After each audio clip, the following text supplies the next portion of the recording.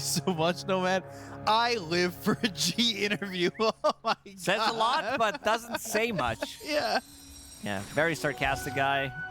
Love the answers, though. Doesn't want to reveal anything as well. So any strat that they're having, but also giving respect to Astini in terms of the way he's drafting. This is one of the better overall coaches when it comes down to drafting. This guy always have a couple of aces up his sleeve. Very smart about how he also, like in the terms of every single time I watch their drafts, I'm like, this is a good draft. Whether they win or lose, drafts are always pretty much solid. And in this game, they wanted to have something for the last pick. They wanted to have...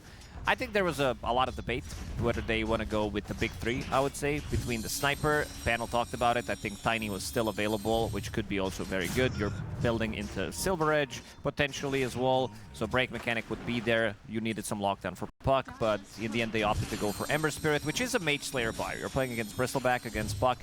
It's a very, very good item, and this is what makes Ember Spirit such a strong hero.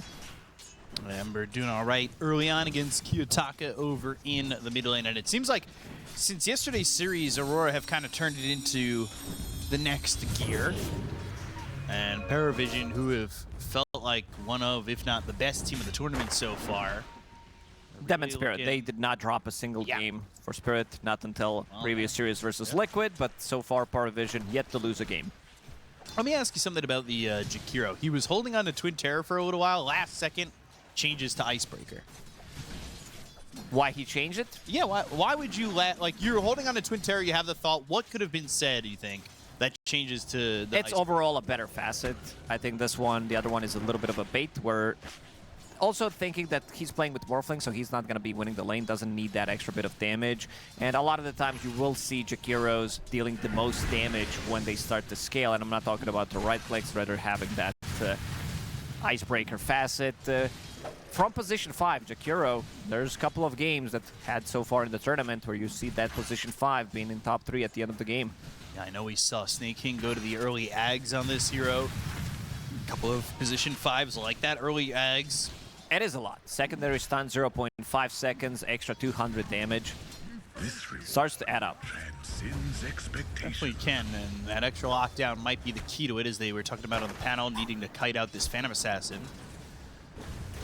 Looking at the top lane, we have said it time and time again. Sand King seems to be the one who loses the lane.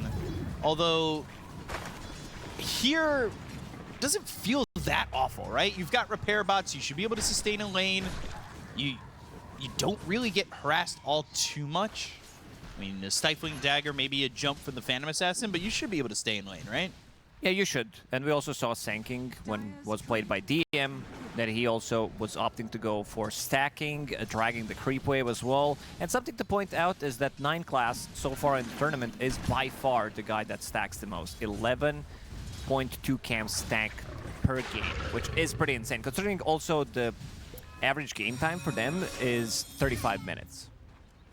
Some of the faster games played by PARIVISION. So it doesn't have that much chance to stack. But for right now, Aurora, the CS favoring them a little bit. More so in that top lane where Sand King's down to just 12-1, at least for the moment. Kiyotaka thought maybe we'd see a sniper, but it's not exactly the best. Initiated on, he can always TP out. He's gonna do so. Immediately to tier 1 tower. Jumps back, doesn't want to go too far because he knows that he's got this stack available in just a second. I want to see if he's going to commit with the items that he has in Quick Buy. 9 class is a very creative position for one of my favorite players to watch in the recent year or so. So Kaya has his first item to have that mana cost, mana loss reduction, and also an extra bit of a damage. Kiyotaka coming all the way over here to get 2 charges on the bottle with the bounty ring. Also going to get his hands on a courier. Takes out Satanic's courier. Coming all the way down, and yeah, I want to see which one he's going to upgrade to have that mana cost, mana loss, or he's just going to keep casual Kaya, then go for more teamfight oriented items, get Holy Locket, get Mech. These are the items that Tinker support usually buys. In this game, I think it's a good Solar Crest game, seeing that you're playing against Bristle and Phantom Assassin. It's not rocket facet for Toronto, Tokyo. He doesn't really feel like he's in much danger in this bottom lane. It's just about, at least for the side of PARIVISION, continuing to farm and CS as well as he can. Satanic, though, say that he just wants to farm, but they go for Mira. They want this kill. The Tame the Beast, though, hits the fear on both these heroes, and now they're the ones on the run from Toronto, Tokyo. A lot of start to stack up. They've got the Impalement Arts that lands. The Blood Grenade is there, and Mira's got the first blood onto the Morphling. Oh, you shift everything in strength. Max HP per second, 3.5. That's going to be dealing quite a lot of damage. No one. In the mid lane against Puck, doing pretty well. A lot of denies. 13 denies on him. Not afraid to go in aggressively. We saw him multiple times so far in the tournament, playing behind enemy lines. Speaking of denies, Phantom Assassin's got 15. Fatal Bonds, Burrow Strike. Nightfall playing aggressive. But it's not the easiest kill to get. DM all the while, he's fine. Toronto Tokyo isn't. Talos gets the kill, and Kiyotaka is going to die solo to no one. We have seen no one. I mean, he has been on just an absolute hot streak of mid-games. Kiyotaka, he's been playing mostly Storm Threat, yet to lose on a hero, but I think whoever's going to be playing against Aurora, we're not going to be seeing teams allowing him to get the hands on Storm Spirit, considering the performances that he did have. That, and I would say maybe take away Tiny from him, but definitely the Storm is the #1 by a couple ranks over that Tiny. Ooh, he's level 7. This is... Forced to use the coil. Kiyotaka still might die here. He still might die. They've got a slight in the Searing Chains. He dies, but the Remnant forward looking to get him after the jaunt. And doesn't quite commit just yet. Fikala's also sitting low. They'll bring the Ringmaster and the Warlock to bot lane. Panto has 14 charges on the wand as well as that Lotus Petal. They're looking to make a move. Not the best hero to rotate through the Twin Gate to be able to get the kill on Morphling. Sure, you want to be active on Warlock, get those Grimoire charges up, but very difficult kill to get. 9 Class grabbing the Shrine, Mira grabs the other one. 9 Class still on this Kaya. Still looking Emitting. Kaya first. Yeah, we'll pick up some of the XP. It was DM, I believe, who picked up. No, it was actually 9 Class who picked it up. Yeah. The XP rune, Satanic. Tame the Beast. That'll land. He's fully shifted. Gonna need some help here, but nobody coming over. Now they got the Ice Path reactivated on Mira. Satanic has a waveform in 2 seconds, so he should be able to get some space. But can he get far enough away? Dual Breath slows him down. Tame the Beast is there, and Satanic's dead again. This is a long chase with nobody coming over. TP, there is none on the Ember. Tinker had one, and Sand King had one as well, but they both don't come through. 4%. He was sitting at almost more than 2,000 HP. So that's 80 plus damage per second. Kiyotaka again. Trying to jaunt, throws a Remnant where he's going to go, and that's going to be another kill here for no one. He's got this haste rune, he refilled that bottle, and he is just dominating the mid lane in this matchup. They talked about Sniper being a brutal matchup for Puck. It's just no one who's a brutal matchup for Puck. It's really difficult. He was supposed to be the one making the plays, because you have 2 supports who can't really go and do stuff. You have Bristleback as your offlaner, which is a bit of a slower one. You have also Phantom Assassin, so she wants to farm her Battle Fury, continue to farm up. DM. Short on the Burrow Strike. Nightfall jumps over to Mira. They'll have the Illusory Orb. They have themselves a Dream Coil. With the Waning Rift, they've got the Silence. Mira still ends up dead. Bots, keeping him alive. Bots keep him alive for a moment, but he ends up dying afterwards. Nightfall gets credit for the kill. The Ice Path on 2. Now Nightfall's in trouble, but the Chaotic Offering from Panto. They'll try to get the kill on the 9 Class Tinker, and they will. Panto gets traded by no one. Nightfall chases Ducalis. They've also got this Golem for the Chaotic Offering, chasing this Jakiro. So Nightfall can jump, and Nightfall can kill, but can Nightfall survive against no one on the Ember? They'll go back and forth. The Golem's not hitting no one. They'll still lose Nightfall, but the Golem just stood still. It wouldn't make a difference, but I'm really liking that he's getting more active on Phantom Assassin. I did say that their heroes are very slow, but we've also seen Phantom Assassin join in some of these fights, especially if things are not going well. So a good chunk of gold coming of Nightfall's bank account. Needs another 1,400 gold to finish off Battle Fury, but also massive amount of gold and XP. Look at where Knife. No one's No one at. is. He's level 10. Level 10 against level 7 on Puck that he Bring on the just got. stacks. More stacks from 9 class. Is that 9 stacks from 9 class? I think we're up to about 8 or 9. We're up to 7. I don't know how to count. Shocking to nobody.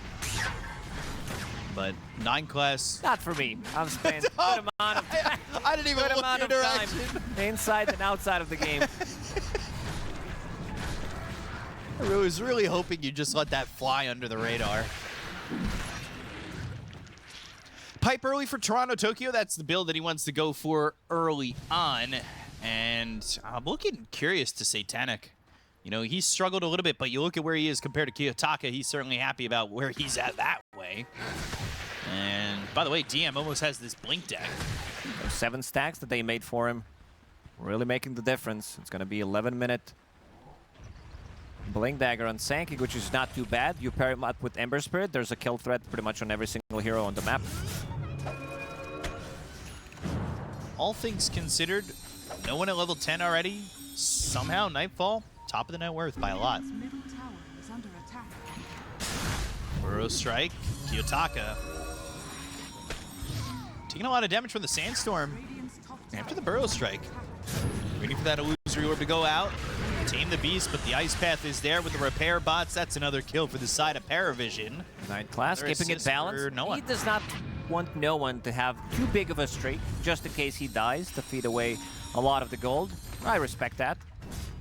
Can we check the Kaya stats on Thinker? This has to be the fastest Kaya by far. Oh, Mid Blink Dagger reveal. Kiyotaka gonna die one more time. fastest on this hero by 38 seconds. I just have this feeling.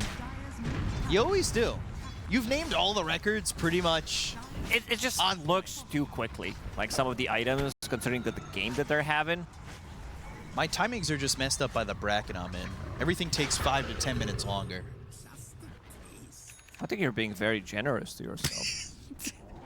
I was being generous to my allies, not myself. There was this one time when you tried. Oh no! Yeah, here it comes. Not gonna say it. I'm not gonna do your dirty. All right. I'm now curious what it was. I'll tell you after. It's not for the stream. Nightfall about to finish off his Battle Fury, and he did, going into BKB, so he can TP out and he can blink in. This is the perfect hero for him. So he can, on relatively low cooldown, where he can jump in and get out of the fight, not necessarily needing to use that BKB. But there's a good amount of stuns. You get surprised by one Burrow Strike into Ice Pad combination, you can easily die. What is the post-Kaya world for Tinker? It's Blink Full Axe. scaling. So no Holy Locket, no mechanism. It's Blink Axe, and he's kind of close to this Blink. My question is, does he go Blink first, or does he feel like he's getting enough gold to just go Axe? Now, you probably want to pick up that Blink Dagger. Level 9.5. Puck is level 8. That tells you the story about this game. I don't want to read that book anymore. Radiant's middle tower is under attack. That is a rough one for Kiyotaka. Building into this Witchblade and struggling to survive. No one. Kind of quieting down the last few minutes, but there is always an option for him to go, especially with this Invis rune. He's looking towards the bottom lane, and he might find somebody. Warlock's the only one who's really close, but now Nightfall's down here, and this might unexpectedly for Aurora turn into a harder fight with no one here. Smoke gets broken, he's Invis, they've got to run Sleight of Fist Searing Chains onto the Warlock. Remnant even looking over at that Phantom Assassin. Eventually they'll kill Panto. Ducalis doing the same thing that 9 class did. Let me get the kill, you don't streak. Dire's bottom tower is under attack. It almost feels like they're very aware of that. Because no one could have had the kill. He had plenty of time. Still searching. It's going to be extra bit of a gold coming their way. Immediately 9 class on the other side of the map. XP rune is available. Gonna start clearing this outer ring. This is why Tinker is also super popular. These two camps in the outer ring. No one is gonna blink out. Ducalis kind of stepped in and he's now in a dangerous spot because Nightfall and Toronto Tokyo, no, Nightfall by himself will get that kill into Nicalis as no one kind of baited him in with the extra addition of the Ice Path when they went for that kill Dire's top tower on is under Mira. attack. Dire are scanning. So Phantom Assassin getting involved aplenty for 1-0. Satanic just trying to farm up, getting into the Manta style. He's 0-2-1, hasn't really been involved in anything just yet, but he's waiting for that timing and waiting for his moment to get involved. No one staying on the high grounds. Roshan crossing. There's no like gates that go down, no bells or anything like when a train comes through. Cross at your own discretion. Seems like they want to give up on this tier 1 tower. Immediately Satanic TP top, wants to make the trade. They do have Vlad, so more than enough damage, playing with the catapult.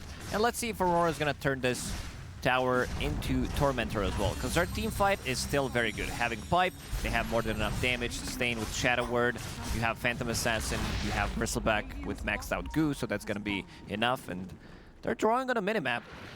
Satanic is like, maybe we can take the fight, or if somebody needs to push out that wave, because it seems like they are about to forfeit that Tormentor.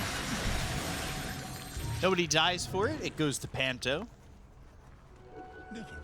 Has that Shadow Word maxed out. Nothing in the upheaval just yet. Very good upgrade, especially... This is the old meme from Dota 1 days. Buys Aghanim Scepter, doesn't skill ulti. Why not? You know? If it works, it works. Satanic starting to get a lot of time to catch up to this Phantom Assassin that has a Battle Fury. Should be pretty happy with where his farm's at, considering a little bit of the struggles that he had in that bottom lane. Does this turn into potential Roche soon for either team?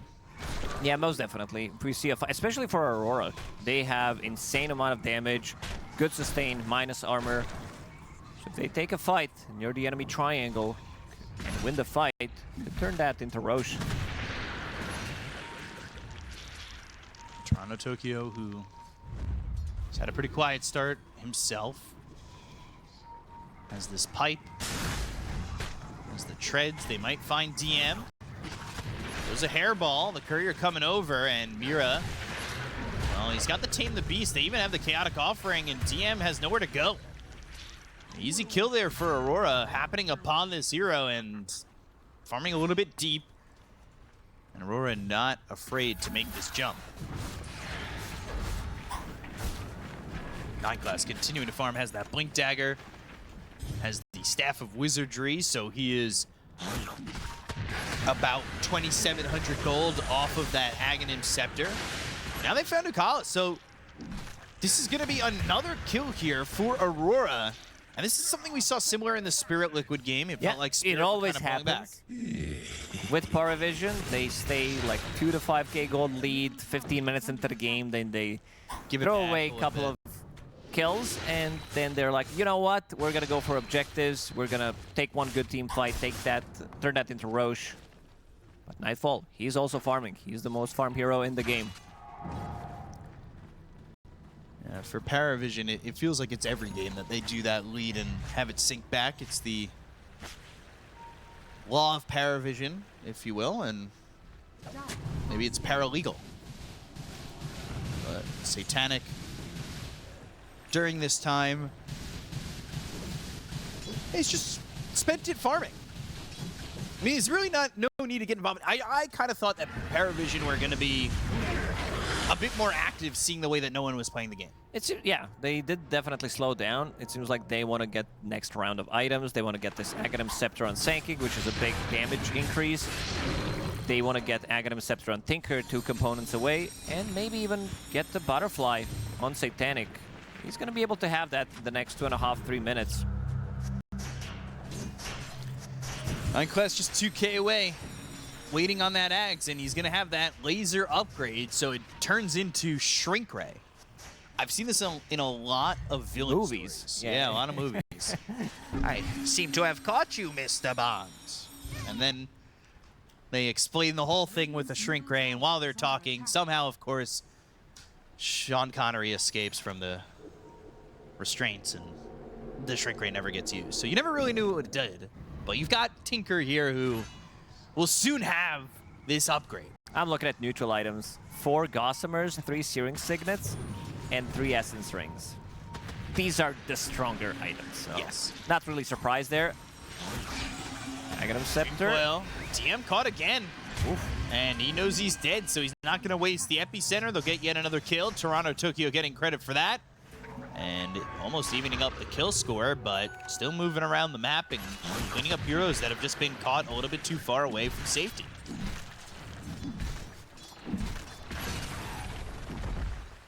Sanjin Yasha for Toronto Tokyo. At least in the build, that is unfortunately not real. I've got some notes. Mira immediately using the voice line. And I like this move from Aurora. If you don't want to take the fight, you have all this lead. Ice Pad, inside of the box. Macro Pyre. They have the escape back. Nightfall jumps into the Macro Pyre for a second. No one bailing out. He doesn't really have a lot of mana. But meanwhile, Kiyotaka is just solo dead to Satanic in the top lane. How? What happened there? Like, okay, so he turned into Morphling. Okay, Vanning Rift. Managed to silence him and surprise him. Oh. I mean, that's his butterfly now. 21 minutes in. that shouldn't happen for Kiyotaka. All right, you want me to guess another one? Yeah, yeah. Also should be maybe first, maybe second fastest butterfly on Morphling. Because this is pretty fast. Usually you don't build it, you need 2 items. 55 seconds faster. What do you got on that second screen? Is that all the items listed there? No. No? And we're going to see that again. So he turns into Puck, and Kiyotaka also got surprised by that one. Wasn't expecting it at all. Oh, a little bit of a panic move there. A little bit of a classic Kiyotaka. 9 class. Getting some viscous nasal goo on him. Chaotic offering even committed here. Wheel of Wonder again. They get the kill on a 9 class. They Dream Coil even. No one. But the Burrow Strike, the epicenter, the Sleight of Fist. He'll get away with the Remnant, but DM now needs to leave. Ice Path, as well as the Dual Breath coming through on a lot of these heroes on Aurora, but DM doesn't get that far away. They'll take out the Golem. They'll grab some gold on Satanic. They still want more. DM ends up falling. Nightfall gets credit for that, and we're even at 11 and even on the net worth. Pipe keeping them alive. Dropping the rock. And also getting Coil onto Ember Spirit, so he wasn't able to deal much damage in the previous fight. And this was also a fight where Satanic was not involved. Even though he's massive, he actually has quite a lot of farm. He was thinking about getting MKB playing against Phantom Assassin, but I think Silver Edge is of a greater value. You're playing against Bristle, you're playing against Phantom Assassin, so you will have that break available. They want to go for this. Roshan is very low. Very About to low. drop. Yeah, Age is picked up by Nightfall. They get the kill on Amira, but now Satanic Key is in. Macropyre laid down. Winning route for the silence, but he's fine for the moment. Satanic jumps over to Panto. He turned into the Phantom Assassin. He wants the damage to get the kill here out of the Warlock. The waveform forward and will take him out. He's in but again. Nightfall kills 9 class. Toronto Tokyo on the run, putting the Viscous Nasal going to Satanic while Nightfall BKBs and TPs out. I'm sure you've heard it. Using These this ones opportunity. Seeing that there is no Coil, there is no Golem, immediately going in. And Nightfall TP'd out, saving the Aegis. Yeah, they wanted to get this Roche for a while. They were disrupted by that fight over mid the first time, and then they came back. But this is a really good move from Aurora. Get this Aegis back out. I know they lose a couple, but it's fine. You get this Aegis, and it gives you time to get some farm on the Phantom Assassin. Satanic still holding the top of the net worth, though, by about 2,000. Saying hi to some Marsh Mages and some Boglets. And he's going into his Silver Edge. He wants to get that break to make sure that he can kill this Phantom Assassin much easier, because Nightfall, he's being ignored by Satanic, and with all that extra space in these fights, he's able to just wipe out these supports. Ooh, he's level 20 now.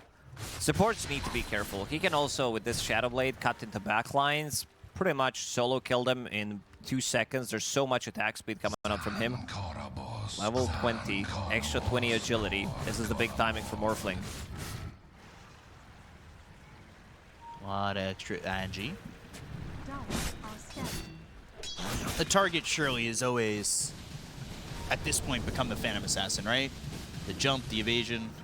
Maybe they could try to surprise him, kill him once. They don't have that break yet available, but I think killing 2 of the supports who are going to be taking care of each other.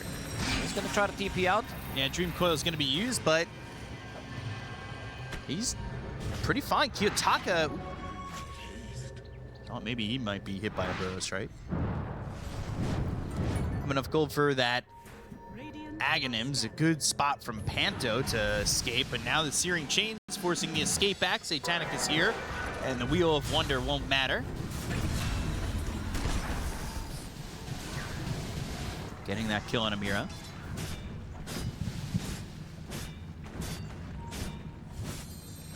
And another game, another Ghost Scepter. This time for no one. Wants to have some kind of protection. This item has gained a lot of value in this patch. We've seen supports, some of them even rushing it. Most of the cores that we are seeing in meta right now are all of these physical damage cores, these Terrorblades, Phantom Assassins. Winning Rift, the jump in. Bro Strike lands on a Nightfall, but DM doesn't have a lot of help. Chaotic Offering, there is the Hairball. TP attempt, and DM is out. The Ice Path was used. Satanic, though, turns into the puck this time around. They're gonna chase. Coil is ready in a couple of seconds. Gallus will die to Toronto, Tokyo, at least getting 1. They don't need to search for anything more, but they do have, like you said, the Dream Coil back up and available. Pretty close game overall. It is. 9 class has the same amount of farm pretty much as Sanking. Kaya, Blink, Aghanim, Scepter. So this is gonna become another core. I mean, it already is 26 minutes into the game. But still, it's not gonna be easy for Aurora to push the high ground, which means that this Tinker is gonna start to scale. Tinker picks up his own Ghost Scepter. He wants an Aether Lens. He wants to be able to shrink these heroes from a little bit further away. They thought about going in on a no-one, but Nightfall not there to make the jump in time. Going for an MKB of his own during this time with the Aegis.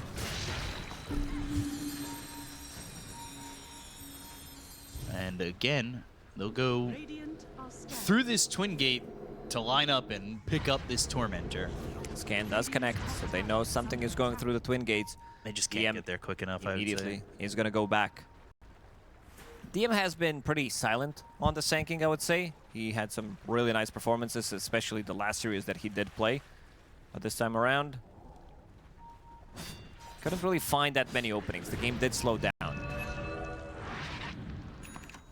Yeah, very quiet so far. I mean, he's had a couple of good burrow strikes, but the epicenter, at least the few times he's used it, has been in retreat. Hasn't really led to much. Mira will throw in obs up here on the cliff because the shrine's going to be available in 5 seconds. He'll use that ninja gear. Nobody's here for the side of PARIVISION, so this will be most likely both shrines taken by the side of Aurora. Nightfall, he jumped in. Yeah, he jumped in. There's the first laser. It also kind of Look at that damage. It shrunk the box. See Phantom Assassin immediately get tinier. Dyer's middle tower has fallen. Nemesis Curse, Morphling, level 21. Dyer's middle tower Pushing up to the high ground. Not afraid. MKB completed on Nightfall. Has BKB available. Let's see if they can get the jump. For him. They've got the Chaotic Offering. They've got the Dream Coil to go for the jump. They try to get the kill here onto the Morphling, and they will. Satanic just dies. He's got no buyback. Nobody could help him out. 9 class is going to be able to TP away, but they lose their Morphling, who is confident enough to stand on the high ground, but maybe misplaced that. Yeah, have been made. They used Dream Coil, They used immediately everything. dropping the rock. Dyer's top Maybe he was not expecting this MKB, and he was like, I'm gonna be fine. Invasion from Butterfly should be good, but he also has Serrated Shiv as his neutral item, so that's gonna be extra 20% on dealing with the evasion. A little bit surprising, the shot call there. Because Stay on the there's high no ground. real saves other than using Defense Matrix. There's sure, Solar Crest, but we're talking about some of these bigger saves, like Shadow Demon, the box, escape act from Ringmaster. No one playing on the other side of the map, but he's pretty alone. Radiant's middle tower. Side of Fist, Searing Chains, and a Remnant back home. Nullifier picked up for Kiyotaka. Tom's getting some vision on no one. You're going to want to be careful. Love this item from Kiyotaka. All right, we're going to play the game again. The fastest nullifier on puck, Benjamin, yes or no? Is it the first nullifier on No, puck? I think some pucks have purchased the item. I'm going to go with no. I'm going to go with yes. Because this is pretty fast. This is 30 minutes we're talking about. Pucks usually do buy into different items. Still on the courier. Yeah, still not delivered. Doesn't count yet. There it is. Now it counts. And time. Faster than the average, but not the fastest. So I was correct. Somehow. 9 class almost getting the gold for this Aether Lens. Giving the defense matrix to Satanic, who happens upon Kiyotaka. Turns into this puck. The Dream Coil used. The Ice Path is going to split the fight, but they go into the Wheel of Wonder. They get the kill to Ducalis, and now they'll throw this Stifling Dagger onto Satanic, who will use the Illusory Orb to try and get out of the high ground. He'll waveform, he'll Waning Rift and get some distance, but he needs to continue to run. Turns back into the puck, has another Illusory Orb, and he will go to the left while he is looking to jaunt to the back end of this triangle, and will do so to escape. We're on to Tokyo. Also managed to recover his game nicely. Now holding on to gems, so they're going to be seeing Morphling. They can see Sanking, see some of the Observer Wards, and this Nullifier and Puck is going to cause quite a lot of problems for PARIVISION. You have so many Ghost Scepters, you have Solar Crest, Defense Matrix. I think there was a lot of talk between him and Phantom Assassin who wants to get it, because Nightfall wanted to have MKB, which also means that his Nullifier is going to be delayed. Since you also want to have Satanic, it's all about that survivability, so somebody needed to pick it up. What's going wrong here for PARIVISION? They were onto a great jump. No one was making a lot happen, but no one... He's 5-0-6 still. Yeah, I think he has the same score since minute 15-ish. Do we have a... I don't know if we have stats on that. Yeah, I don't know. Show it, but it's really been a while since he got involved into any kind of kill. Right now, he's creep skipping, maybe waiting for Morphling to get another item, get to his BKB timing. Satanic goes into the Silver Edge. BKB's been popped, but they're going to look for the damage. Chaotic offering again, and Satanic is dead. Defense Matrix are not.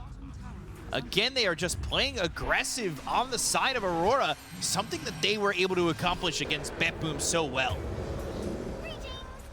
Let me see if I can find the last Ember kill.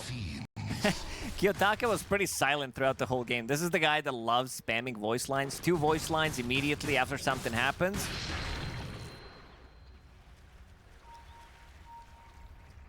We're looking.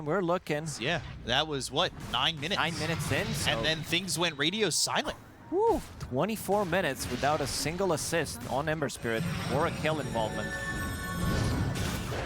Kiyotaka's been found. There's the first laser with the Shrink Ray. There's a second one. They get the kill to Kiyotaka. Ducalis will die, and 9 class will TP out.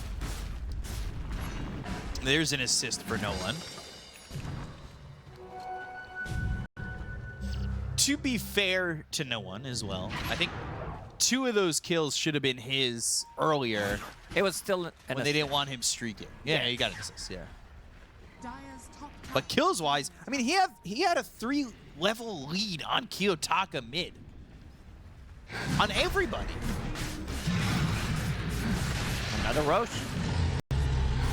It's going down quickly. I don't know if they can get there in time. 9 classes. I was going to using March, but it's way too late already. So much minus armor from Bristleback. They still want to go? No one's kind of in.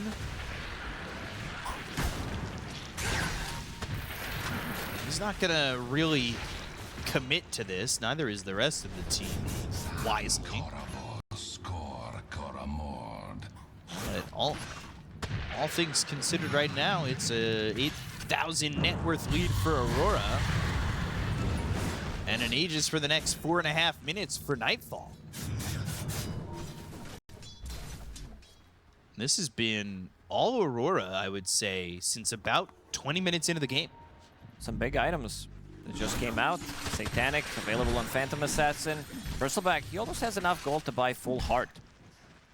We saw what he could do. This guy is going to go pretty ham. Even though there is Silver Edge, so needs to be careful slightly about that one. But he loves to dive. He wants to really push the limits, knowing that there is Blink with the Blink on Ringmaster that can save him with the Escape Act. There it is. Heart is available. We'll see if Toronto Tokyo even dies anymore Scanning. when he gets this, and there it is. Heart picked up and online. Pumping him full of blood and full of regen. Nightfall level 24. Compare that to where Satanic's at. He's about to be level 24. He's looking for a BKB. And net worth-wise, Nightfall is taken over by quite a bit.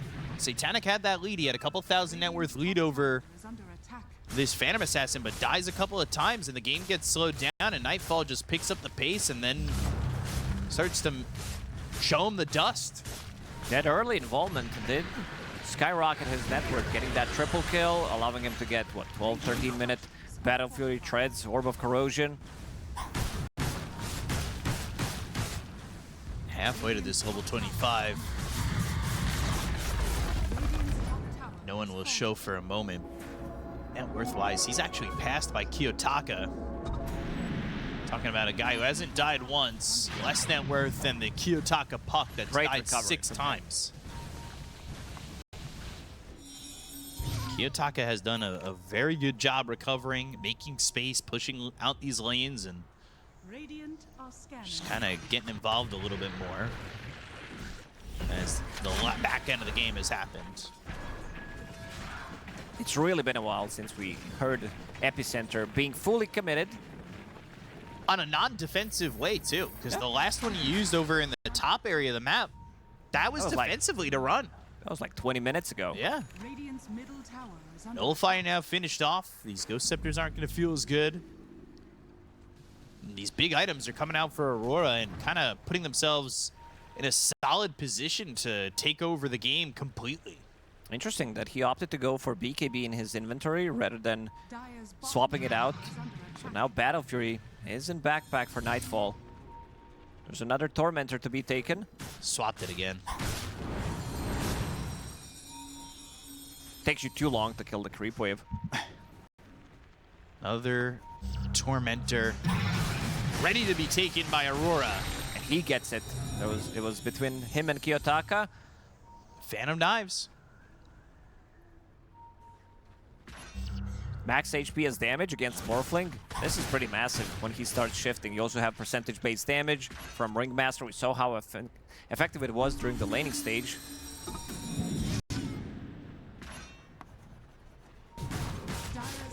Nightfall has 50 seconds left on this Aegis. But they are smoked up on the side of PARIVISION. They might find themselves a target to go for. Toronto Tokyo is not a bad one to get. He's within the Silver Edge, needs to attack soon. Won't have that break though. Dream Coil on the back line. It's going to go onto no one. They've got the initial laser onto Nightfall as well as the Tame the Beast. They get the kill on Nightfall or onto no one. They get the kill onto Ember. They'll look over to Kalis. They'll he's find almost themselves dying. Satanic. AB trying to get away. A big crit from Nightfall, but now Satanic eventually, he might be out of space as he'll try to wait for him and get away by the jump 1700 from crit. Nightfall and gets the big crit to take out Satanic. They're in a lot of trouble. This build from Tinker, he went pretty greedy. This is something that you don't see. This Kaya into Aghanim Scepter, into Blink Dagger as well. They kind of stopped playing aggressively, which did allow Aurora to get a couple of kills, which did allow both Bristleback and their Puck to get back into the game. And also, this time around, they wanted to go with the break mechanic onto Bristleback, amplify damage. I don't think it's still enough to be able to grab that kill, considering how tanky he is. He had Gale Guard, he was sitting at 4,000 HP. And now they're in. No buyback. They will not have Satanic for a while on the jump. Nightfall trying to get a kill here on a 9 class is successful. It also takes out the other supporter, Dakalis. I mean, there's no way. He just throws the fan of knives, hits him with a bread knife, hits him with a paring knife. There's nowhere for them to go. I mean, they just don't have buyback on Satanic or the Jakiro. They're going to give up at least a set of racks. They're not done. Top lane is also approaching 25 seconds, but somebody made the call. We're going for the end. We want to go and try to close out this game. We saw Liquid doing the same thing in the last game. Show that these once undefeated teams can bleed. They were able to do that to Spirit in the last series for Liquid. Team, attack one last time. Buyback from 9 class. Satanic's going to be back up. Dakalis in 5. But can they get anything out of these buybacks? Can they get anything out of these last fights, these respawns, the escape act? Thinking about the epicenter, but it's just Mira. You need to get this kill and maybe hold on to these ultis to look for more. They are down 21,000 net worth, and it is all falling apart for PARIVISION. Could have been potentially the game end. They lose a hero or two. Nightfall having a perfect game. 10-1-4. 6 slotted already. Has that shard sitting on 5,000 gold as well. Also hit that level 25. The -1 attacks to trigger coup de grace.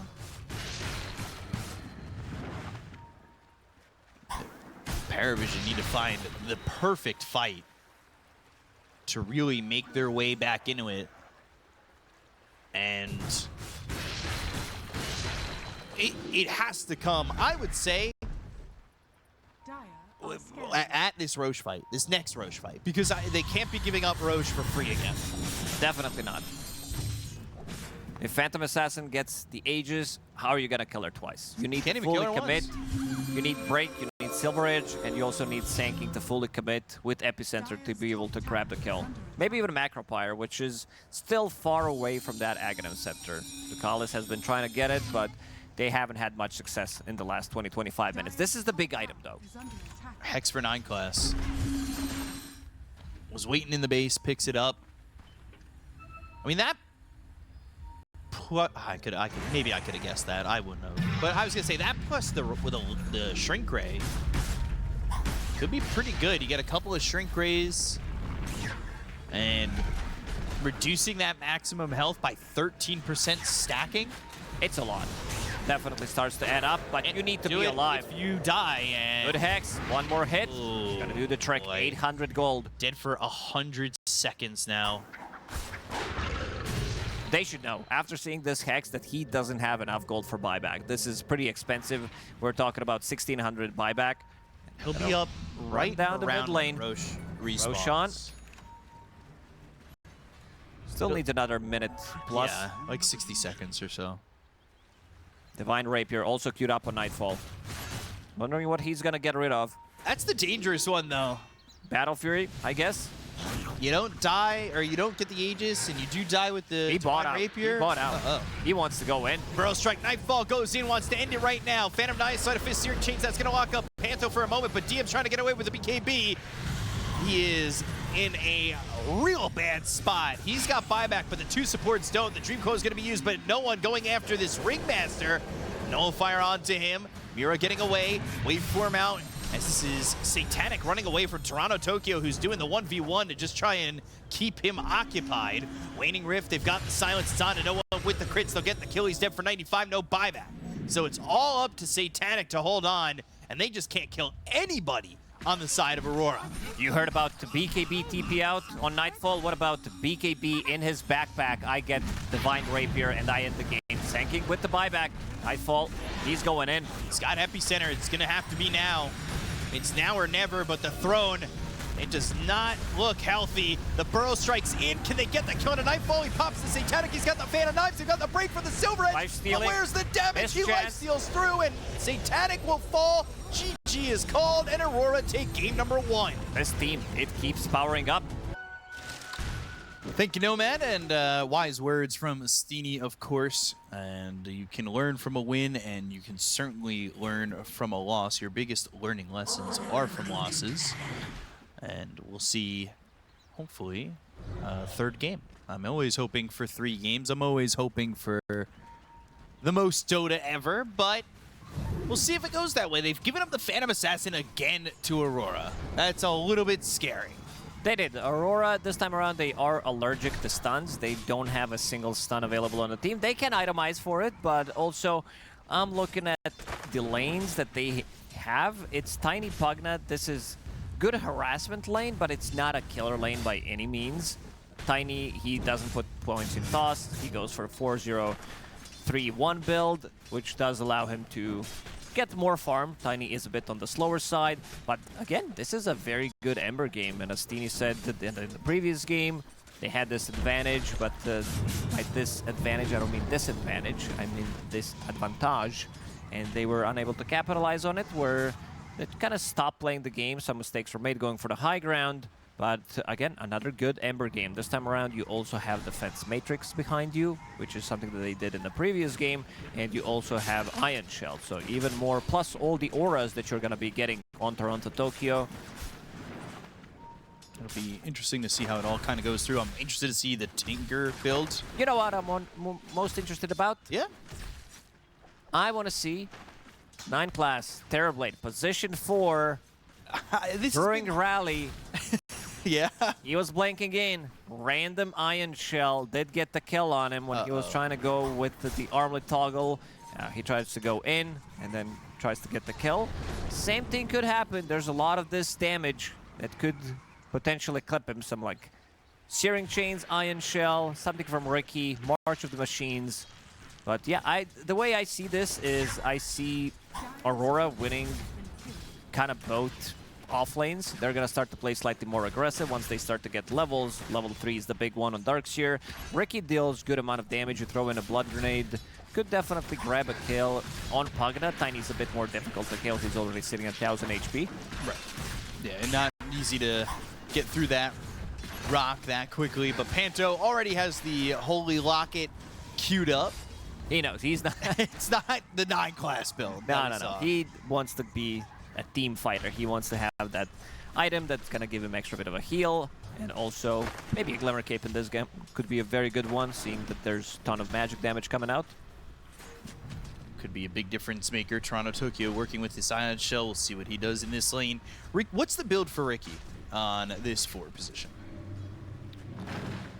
Depending how much farm you're going to be getting, if he wants to go for the scaling build, of course, the Fusel Blade is going to be his item of a choice. We've seen some like Yule Scepters, and they're going to play aggressive immediately into the top lane. The Callis does have one more Blink Strike available, but does not want to commit.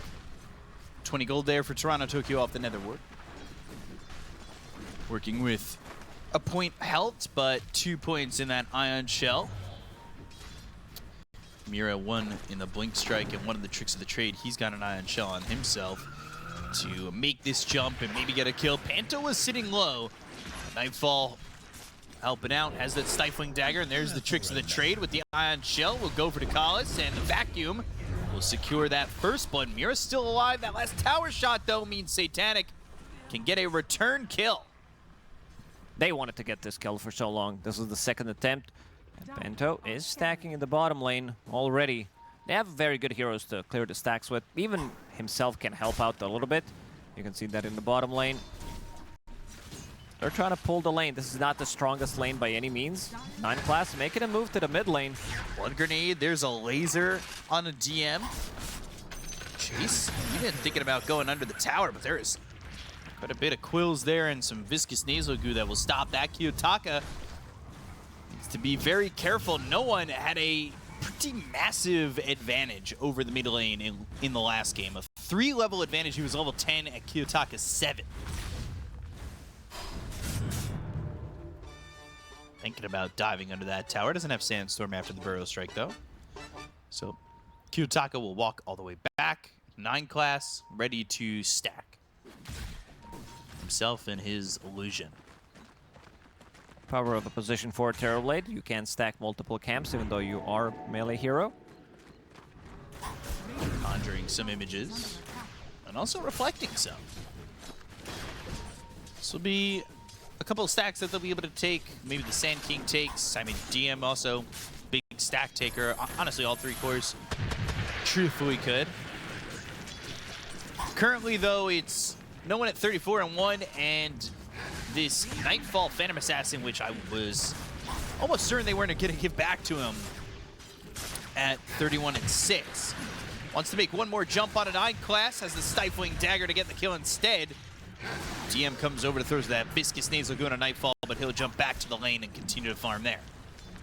No one making a move. At least going for the rune. He's gonna refill his bottle. It seems like they are already aware of what's happening. Kiyotaka scouting out the stacks. TV will TP in, maybe try to stack one more time. Sentry Obs placed, and we'll find Observer Ward. Ricky in some trouble. Mira needs to be very careful with this Nether Ward down.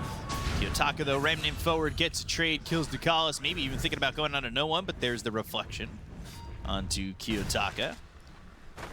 Leaving Toronto Tokyo by himself for a moment, which he doesn't mind. He'll get himself into more levels in this Ion Shell and get him to level 6. If he can get some soul experience, that'd be quite nice.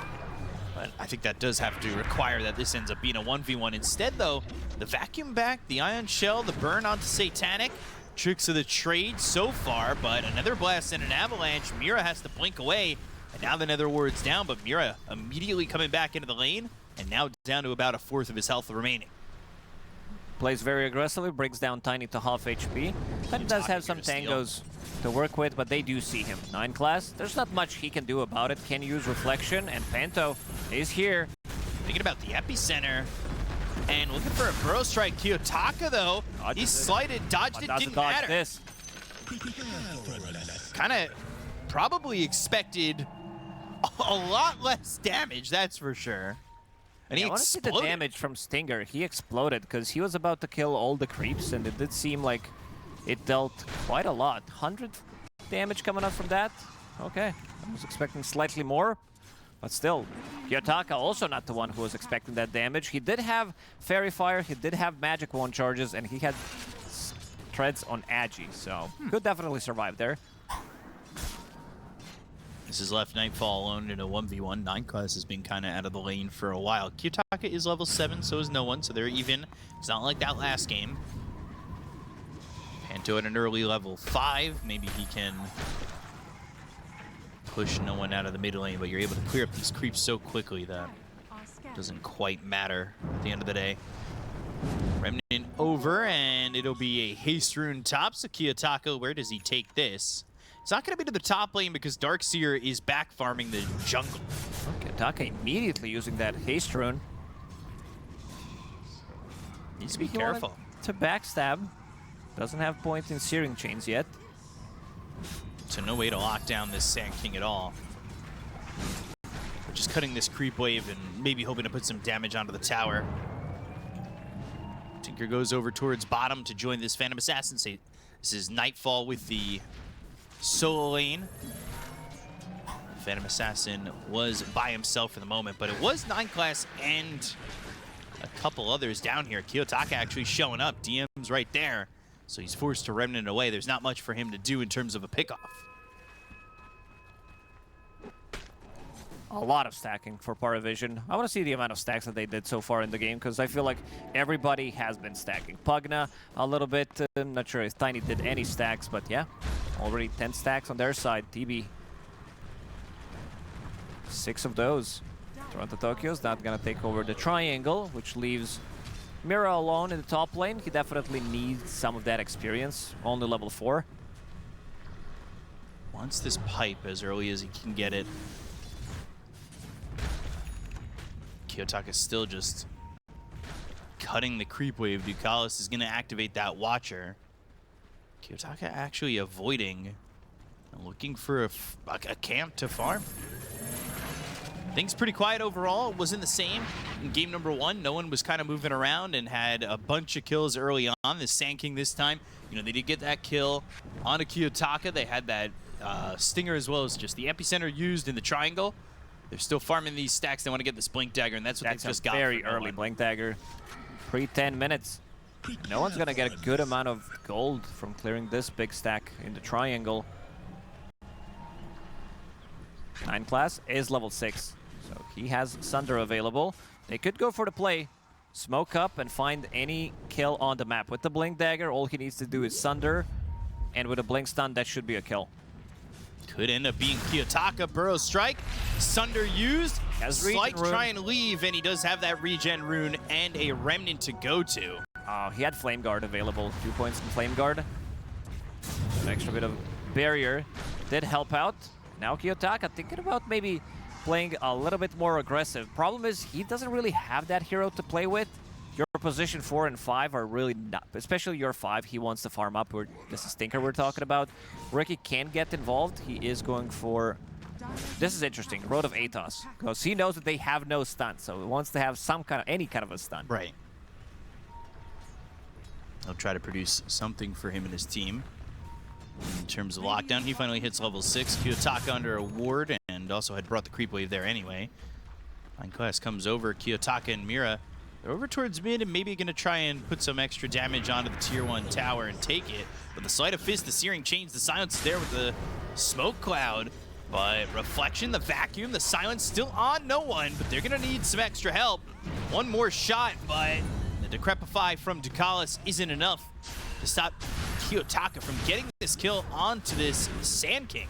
It looks for more. They got to take care of this Nether Ward. Should be a second kill here and will be, as Kiyotaka really just not afraid, going in pretty deep, and he's been playing, I mean, his heat map is across the tier 1. They don't even have the tower down yet, and it has been there for a majority of the game. He's really pushing the limits. I love this combination between him and Darkseer. Toronto Tokyo getting involved. He can also dig a rune for his Ember Spirit. Does have Trusty Shovel available on the other side. Mira's gonna pick up a Lotus. Heat map all over mid, but the fact that it's orange in between the tier 1 and the tier 2 is pretty insane.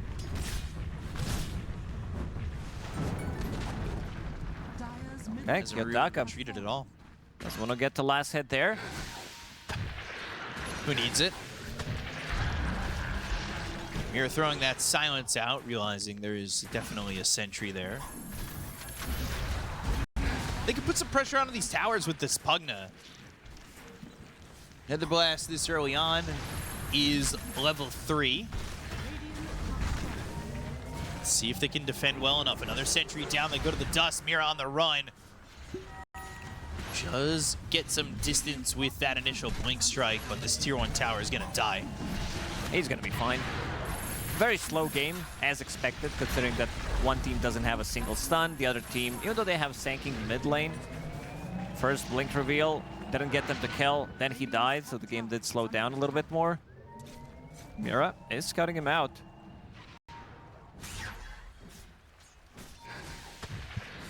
Ember Spirit at level 10, but a little ways behind no one, who's yet again farming a stack. 9 class has been spending a lot of time stacking for him, and look at what 9 class wants. Yeah, I see. Shard into Nullifier. It's a very good Nullifier game.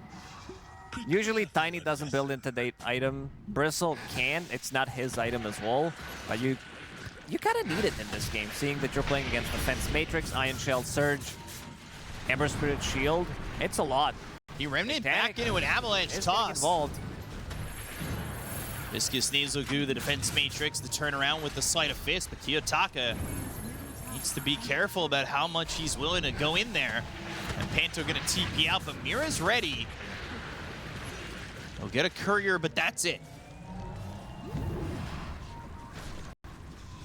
Mage Slayer is completed. This is the big item. You're playing against Sanking, Tiny, and Bristleback. No one. Channeling the Epi. This is the stun in between. Wall even. Yeah, Wall down. did connect, but still managed to blink out afterwards. So a couple of odd spells here and there. Gallus is gonna throw another blast out, but the tricks of the trade and a Stifling Dagger. Kiyotaka gets the kill and looking for more. But DM's very tanky, a very hard hero to take out, but they're looking for the epicenter. Smoke screen. That's going to be placed onto the Sand King. He couldn't get that extra burrow strike. Now they'll find Mira, but the jump back from Mira, it's going to be through to Kiyotaka. The tricks of the trade trying to leave, but the burrow strike, it lands from no one, and they finally get that kill. This damage from Ember Spirit, Sleight of Fist, and also he applied Mage Slayer, so they didn't have much. 17-1 charges. He needs to be careful. He wants This is something that 9 he does class, really but that's well. a problem. Yeah, he baits really well with those Magic 1 charges into Sunder play. Oy, that is Kiyotaka again, just trying to test the limits. Every single time. He's not afraid. I mean, I respect it. Wing Burrow Strike. Good Cloud. And yeah, great Cloud. That Back stops into the the Cloud. Sunder. Good vacuum, and they've been able to make that combo work a couple of times. Panto, though, a couple of blood grenades. Runs away, Burrow Strike from no one to get some distance, and these heroes on the side of Aurora survive, all the while Phantom Assassin still farming mid. They want Kiyotaka to come through, though. Sleight of Fist, Searing Chains, and that's with the Mage Slayer. So can you commit onto Kiyotaka, or do you have to completely bail out of this one? Toronto Tokyo doesn't have a vacuum to work with, so he can't really pull them back. Otherwise, they probably go for more, and they might want to go for this Tormentor when the PA shows up. They have to sustain. March of the Machines, 20 Locket charges. Even without PA, Nightfall, Yeah, he's not thinking bad. about going in. They do have Observer Ward, so he's got to get the jump. Easy 300 gold for him. Ooh. Don't leave me here. I understand and feel the sentiment, definitely. Panto getting that shard, by the way. So he'll have Warp Flare. Not bad. I've turned over a new leaf on this one. I thought Warp Flare wasn't that great. Kind of all right. It is good. You see Terrorblade getting closer. You can push him away. Same goes for other 3 melee heroes. 9 class, playing on low HP one more time. Satanic. They want to sunder him so badly. Instead, they find Panto. And then they go in, and they'll try to make this work. They get the kill in a 9 class, but the life drain on Amira, the smoke screen, and a wall committed. Again, another not really effective wall, I would say. No one. He's invis. Channeling For the epi epicenter, be big. Burrow Strike lands on Amira. Will end up dead to Satanic with the right click coming through. But Kiyotaka doesn't have to worry for the epicenter for now. However, there is a life drain. He does slight. He does remnant back to the bridge, and he should have enough space anyway. They have no stuns. Nightfall, he peeked through the gate, see what's happening on the other side of the map, decided to go back to the bottom lane, continue to farm up. No reason to stay.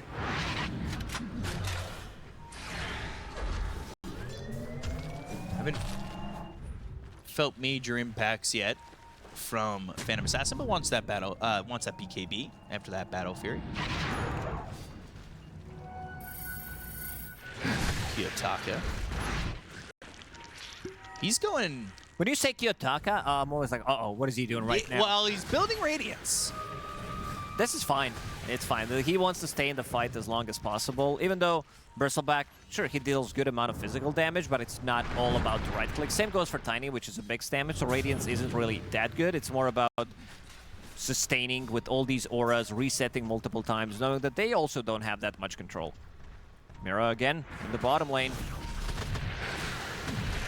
He does not have tricks of the trade, but he does have a surge and a vacuum to hold them back. Mira staying alive.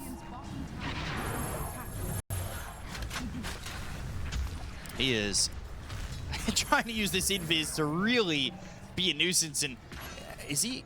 He's playing a minigame. Yeah. Collect the goblins. Radiant's middle tower Collect enough goblins and you can get to this Radabatos, and it's Radabatos shard, has fallen. and no diffusal like maybe we thought. No, it's also pretty late. Usually you yeah. have this farming tool, Iron Shell, so you're getting some farm, you're getting extra bit of a gold from the fights, but for now, he's been used as a bait most of the time. Epicenter, and no one gets Mira. Ducalis gets Panto. Both supports dead on Aurora. Another big move coming through from PARIVISION. Dire are scanning. Buying some smokes and buying some time. for the Phantom Assassin, and we saw you could buy enough time for the Phantom Assassin, they could really start to clean up. Battle Fury BKB is definitely a timing in where Phantom Assassins feel ready to fight. But is there anything else you'd like to see from Aurora before they involve the Phantom Assassin? They might be taking it slowly, waiting for this next item on Phantom Assassin, waiting for Radiance on Ember Spirit, another Aura item on Toronto, Tokyo, and then they're going to be ready to go. He's got Pipe Mech going Guardian Greaves. Want that extra bit of sustain if you don't have that lockdown, and you're still waiting on the lockdown from the Riki. Riki is not a factor. It does feel... Not really.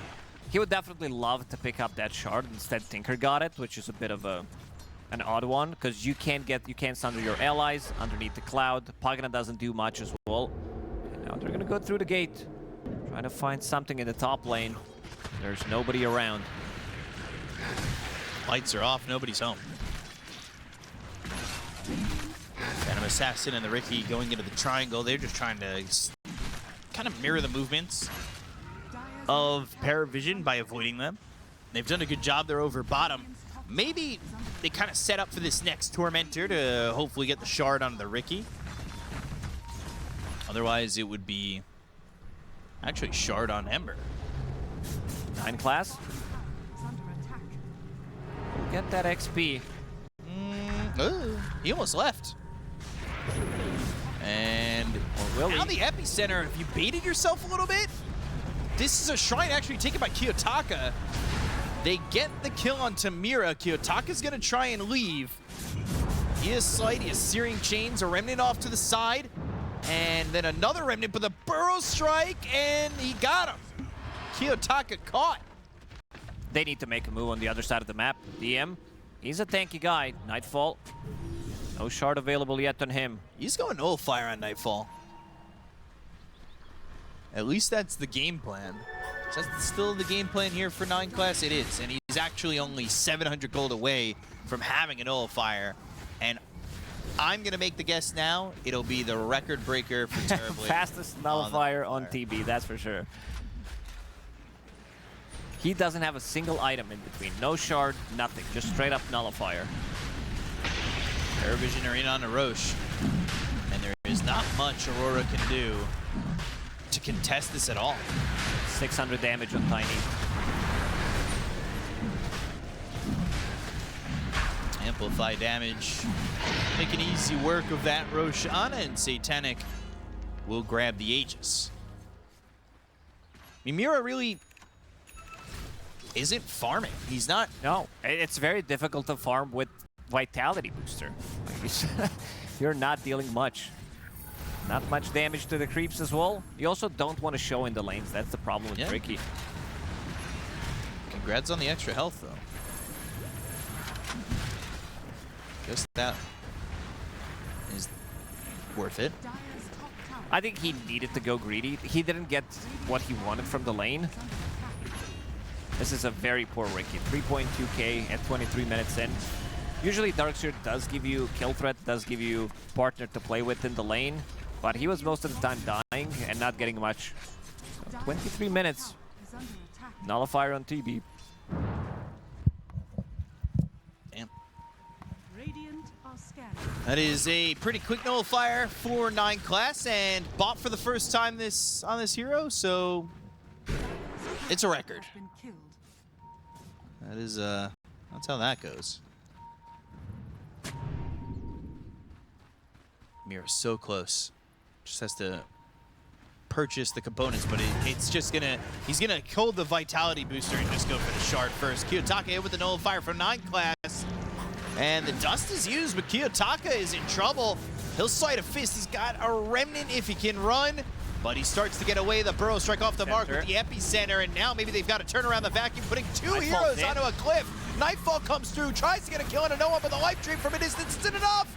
Now they will go over to Kalis. He's decrepified himself. Toronto Tokyo's right on him. Yes, they are stuck. There's nowhere for them to go. They get the kill into Kalis, and now the Warp Flare sending him back into the hands of Aurora. This is going to be a very dead Bristleback, and they will get a triple kill onto Nightfall. Ooh, overextending Nightfall. This is before he got a nullifier, so immediately, once he picks that up, he's gonna have enough money to buy a shard in the previous game, in the next fight. And yeah, all that lead that they were supposed to have. Tiny also bailed relatively early on. Just 500 damage dealt in the previous fight. Take a look at the replay, and Toronto Tokyo is going to vacuum 2 heroes onto this cliff. Epicenters are not connecting. Some of these stuns as well, in between the heroes. This is the 3rd time that it did happen. Dire's top tower. You'll see this warp flare too. Puts initially, throws the DM Bristle down, and then rearms it and puts him right towards the rest of the team. Really big move there. Mira gonna die again. Can't catch a break. No, he can't, but he does have the shard now. And he's hoping to get that Rod of Atos. But he picked up the shard, and now who will get the next Storm? There's a lot of damage on the ground with this Radiance, Darkshear's Iron Shell, which can be nullified, so a lot of the things can be nullified. Flame Guard and also Trail from the Surge. Did get that shard. So he's got shard. They need to survive long enough. As long as they're not getting bursted by Sanking, I think they're going to be fine in the fight. They'll find Akalis. This Nether Ward, he is life draining back up pretty high. Oh, Kiyotaka! Never stood a chance. Nightfall now in an odd situation, forced to pop the BKB and TP out. Panto gonna try and TP out as well. Does so in front of all of PARIVISION. Keeping him alive there. He did have life drain level 2 in the fight, but also them casting the spells, which did allow him to have this burst of heal that came out immediately. This means the Tormentor ends up going to PARIVISION, in which a shard for Aurora would have been on Ember or PA, which could have unlocked Fan of Knives, which could be brutal in a game like this. He did buy it. So just bought it? Yeah. All right. Well, what if he could also shrink Tiny? He breaks Tiny, Tiny goes back to small size. Small size? Yeah. I mean, I'll allow it. You know I live for stuff like that. But if you shrink Ray, because they are going Ags on Tinker, yeah, it should shrink Ray him into the smaller versions of himself. Make him a pebble. Oh, it's not a boulder. It's a rock. It's this tiny little tiny. They still have a 5,000 net worth lead, though. As Satanic will get that MKB. Is that a record for a tiny? I think it has to be. These are some really, really fast ones. Because he's so too. getting insane amount of farm. He is having almost 2,000 gold more than Phantom Assassin, who did have a good game. This Tiny is going to hit like a truck. Nemesis Curse. He also has stuff, extra bit of damage, extra bit of armor. Itemizing everything against PA. His job is pretty much to kill Phantom Assassin. Great against Cloud as well, the mischance, so he doesn't have to care about that one. Radiance as well, forgot about that one. Radiance now Shivas is the next to be bought, or well, queued up. Nightfall gonna hit level 20 soon enough. And he is looking to build that Satanic. Tiny did hit level 20, and he went to the plus 60 tree grab base damage. You said he was gonna hit like a truck, and it truly is that. I mean, this is why trebuchets are strong, right? You get hit with a rock, it's gonna hurt. That is true. You were talking about the idea. Ducalis is gonna get jumped, nullified, immediately kill. No one will really escape that. I mean, the nullifier early, the pickup from Nightfall is really smart. Opening up a kill like that. Nightfall didn't die a single time. 6, 0, and 1 on him. He's having a good game. Tiny the same, 3-0 and 2. Toronto Tokyo as well. 3 heroes that didn't die a single time. And it's 13-13 at 30 minutes. However, that's going to change real quick. Panto will die here to 9 class. Pearl Strike Mira. He's got some help with the tricks of the trade. The damage onto no one from Nightfall. This Phantom Assassin, it's really hard if given an opportunity. And you see it right there.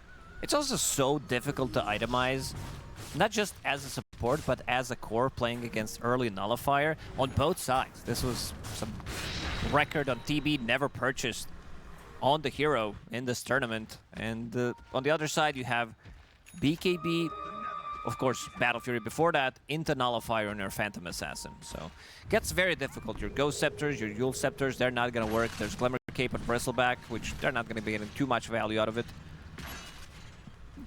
And the Nullifier is a good call. The itemization from both teams has been very top tier, I would say.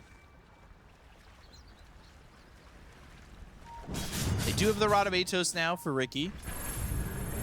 Lockdown achieved. Panto, though, dead. Satanic finding another one. Now, they've actually got the silence with the Orchid coming through for 9 class, but he's back into the smoke cloud. They've got the Phantom Knives. They'll hit that break. They'll look for the kill, and they'll take him out, but the BKB's been popped by Nightfall, looking for another. Once more. Ducalis gets out of the low ground with that Force Staff. TM, though, now moving forward with Viscous Nasal Goo. Finds Mira, gets a second kill for the side of Paravision. Kiyotaka needs to be very careful. Ducalis is here. There's another blast, and Kiyotaka going to activate that Gale Guard. Be disarmed with that Heaven's Halberd from DM and then back away from the fight. Roche, by the way, is up, and his first one going to Paravision. Nightfall would love to have an Aegis, but it just does not look like it's in the cards. Definitely not their Roshan. I'm really afraid for supports on Aurora that they're not going to be able to scale. This Ricky is really not doing much. He's basically Cloud, Rod of Atos. That's his job. Maybe try a little bit more time, jump in, try to jump out. Panto is the one who's scaling more. He has double net worth of his position 4 right now. There's another Aegis for Satanic. Damage numbers are close. The damage favoring Aurora, though. By about 7,000, but they're 1 less kill. Satanic now for Nightfall. Never refuse good. Hoping to make something happen. Satanic, all things considered, has only killed support so far. Just the Ricky twice and the Tinker twice. Wants to get his hands onto a Phantom Assassins for sure. I mean, he has this MKB. He wants to get his hands on some buildings as well. Yeah, he hits very big numbers. You can see this tier 2. Will start to be in some danger, but the backdoor protection kicks in and the smoke cloud doing its thing. Panto is continuing to farm, looking for that Axe, but he is still 3,000 gold away from getting that. And another smoke cloud's not going to matter. Satanic hits through it and takes this tier 2 over mid. He's got a lot of time to work with this Aegis too. They've got a 7,000 net worth lead. Paravision playing their game plan pretty much in sync with each other. We haven't seen these two teams committing to a full team fight. No, not really. Not a full on 5-on-5. Couple of kills, everybody backs away. Shiva's Guard now about to be completed on Ember. That's going to be good against Satanic as an item, as a player as well. Slowing some of that attack speed. Great against Pugna. Does the net worth lead feel as high between the teams as it is? Because the fights are pretty even. Nightfall, you get a couple of crits in there, and then all of a sudden, like, it evens out. For sure does. Problem is this Ricky, he's not scaling. He's not getting any damage items. He's also holding on to Greedy, which means old bad boy Philly. So extra bit of a gold coming his way.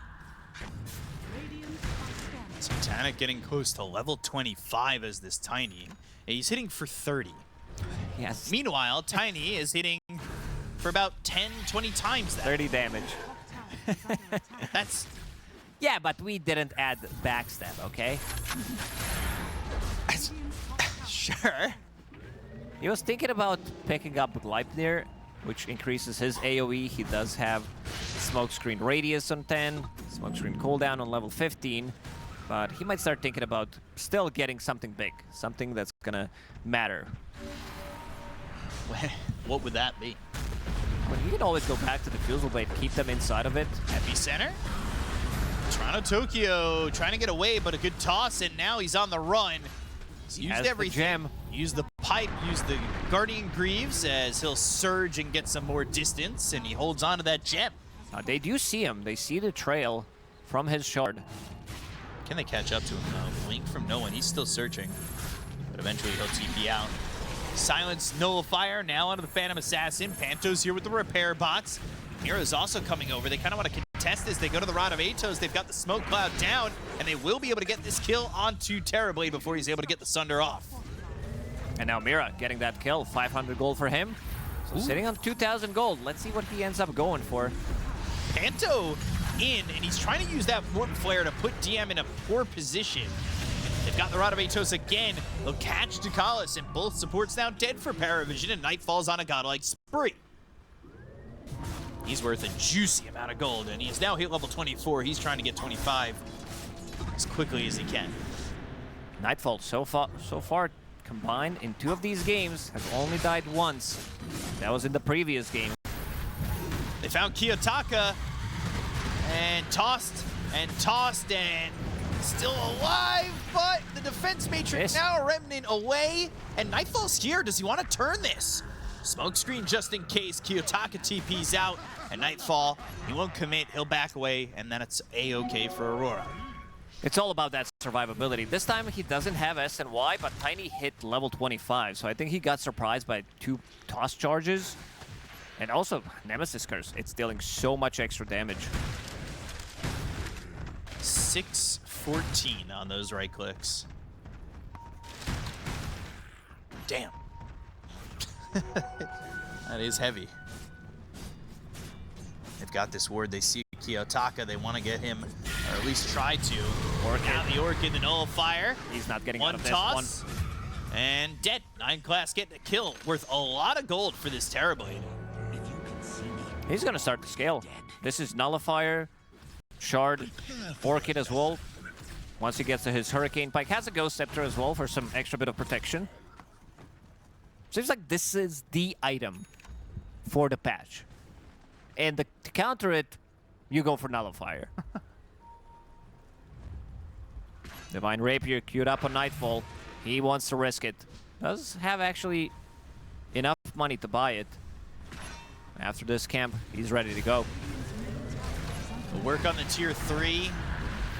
Smoke Cloud will try and slow this down a little bit, but they have this banner. Divine Rapier not connected, coming through on the Courier. They go into the Metamorphosis. They're going to have this Pugna all the way back. They're going to have to kind of start with that. They want to take him out so he can't life drain and keep these heroes alive. But there go the mid-set Arax. That's at least one set, and Nightfall now has this Divine, but doesn't have this Divine. Some packet loss. He's willingly dropping it in between the tier 4s. That is a little bit Doesn't want to show it yet. No. Wants to have that surprise effect. I mean, it's definitely an item to have a big surprise with. Hey, here's more damage. Looking at his neutral item choice, Mindbreaker, 1.5 second of silence, extra attack speed, which he doesn't care too much about, but having that bonus vision. So he could be the one finding Pugna in the back lines. You attack him, 1.5 seconds is enough to get a kill. So he can get... You don't even have to use Nullifier, probably. There is a Force Staff. You kind of want to use it, but you could also save it for something different. Picks it up. Rapier, now picked up again. So even though he hasn't died, there has been a Rapier drop. Now a second. Not looking to give away this information.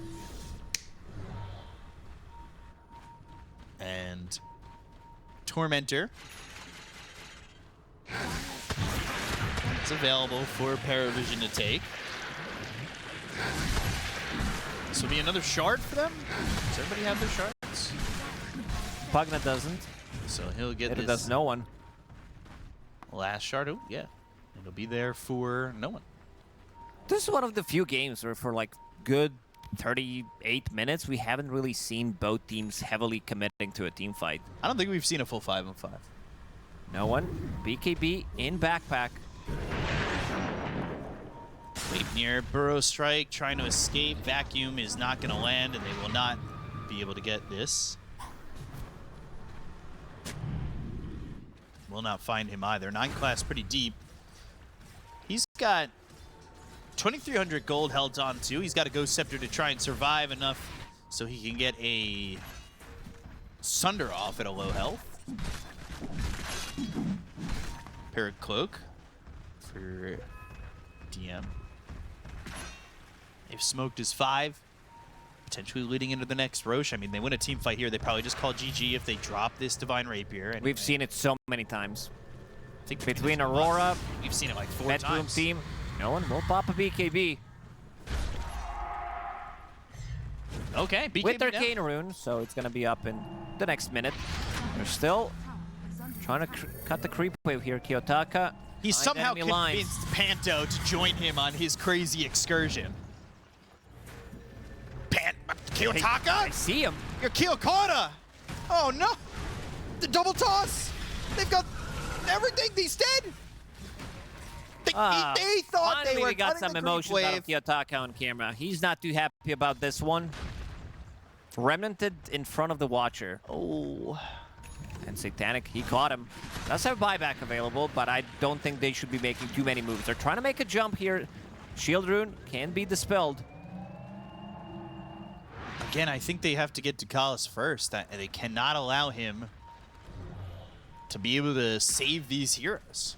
He's got 4-staff BKB.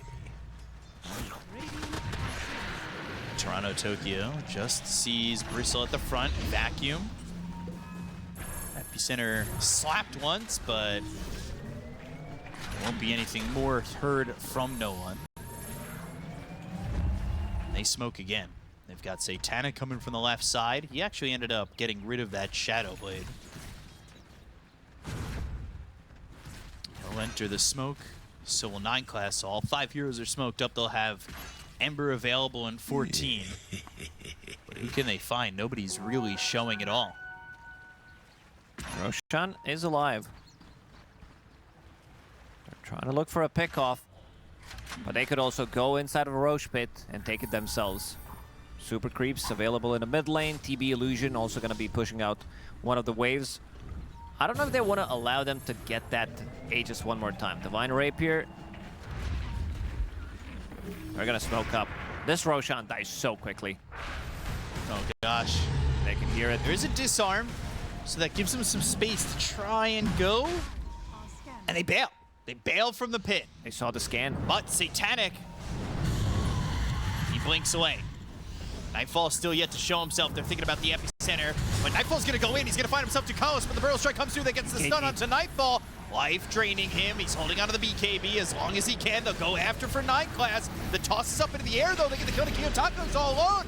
Oh, Sunder, it got Lotus. In, and now they've got the BKB from the Bristleback. This Nightfall BKB is going to be used. They'll go after no one who's going to pop the epicenter. They go to the tricks of the trade. Toronto Tokyo is going to end up dying here, and Nightfall has to back away. Kiyotaka was soloed out. They're thinking about getting a kill in Oh, the creep from Rock. There's there the for life a second. drain. Burrow Strike not going to catch him. Buyback committed from Toronto Tokyo, and Kiyotaka, who just popped back, silence, killed, gone again for 2 minutes. But there's the Harpoon. Lotus disarm onto Nightfall, who tried to survive. He's got the Satanic. He's back to full health. With the stun. Toronto Tokyo ready. with a 3-man vacuum, but there's the Burrow Strike. It lands onto this Phantom Assassin. They've got the toss, they've got the Decrepify, and they'll start to life drain him, but Nightfall's fine. Toronto Tokyo, though, he's gonna die, and they all do not have buyback.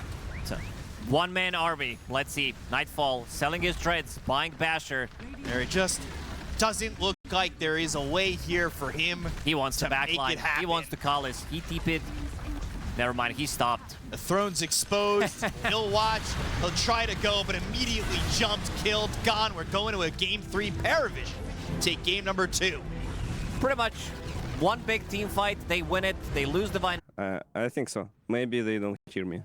Maybe soundproof headsets too good. Yeah, let's hope they let's hope they're good. Let's hope they're good. All right. Game number 3, obviously pulling out the mid Ricky. Why is this hero strong? I have another question. How many wins we need to get rid of this series? Like, guys are just playing and playing. How many games? Oh, yeah. It's just 2, best of 3. This one. Okay, cool. Okay, maybe we can win. Oh, good. Ricky mid, you know. Yeah. It's strong, right? Yeah, I think so. You think so? All right, good. You gonna win? I ask, so if they listen, they win. Good stuff. All right, let's hope they're listening to you, G.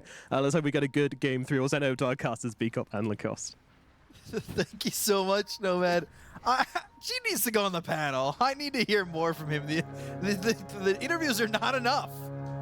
The interviews are too short, and seems like he has a lot of things that he wants to say, a lot of things he wants to share with the community. I really do love it. Down the river, gonna be able to run away. An extra bit of movement speed, 430. Again, he's gonna be playing TB. This time around, it's not gonna be him going for Nullifier, not that good of a game for it, but he's gonna block the creep wave with the illusion in the bottom lane. They try to kill it, but I believe damage has already been done. 2 gold. He got on that. He's just trying to be such a nuisance showing up. And yeah, this creep wave will get under the tower, so the damage has been dealt. We'll see how he does with the Sand King. And what do you think about this safe lane Doom? I feel like safe lane Dooms are on such a hard timer. I mean, they played a game. NAVI Junior played a game earlier where they were... How long was that game? Let me just double check that real quick. It was 60 minutes and 15 seconds, so... Okay. Wasn't able to carry the game, but this hero kind of scale. It's not your traditional carry. It does get a lot of gold. This is the lane that I'm looking in the most. How much Kiyotaka is going to be able to achieve. I've seen Ricky's in this matchup being able to get the kills on Storm Spirit. Kiyotaka, he knows this matchup really well, and he's playing in aggressively immediately. Quite a lot of damage. Yeah, actually a decent amount of damage there on to no one. I was wondering how Kiyotaka plays this lane. Yeah, the trick that he does is Exterminator Facet, so uses tricks of the trade, almost immediately kills that range creep, and then he gets extra bit of a damage, gets another Blink Strike onto Storm Spirit, so he needs to be careful on the range creep 9 class. Throwing some damage on a Panto, but eating some from the Shadow Word, and the creeps will eventually start hitting him. Trying to pull this creep wave all the way over, but 9 class... How much damage can he take here? Is Mira, he's in some trouble to TP over, and the Treant is there, but is the kill? Yes, it is. Satanic will grab first blood. Good job there by Satanic, not afraid to kind of just TP in front, make sure that he can lock down the squirrel. Not really war-friendly. You should be able to redirect the damage with innate ability from Hoodwink onto Greater Treant, because it technically is a tree. I would agree with that.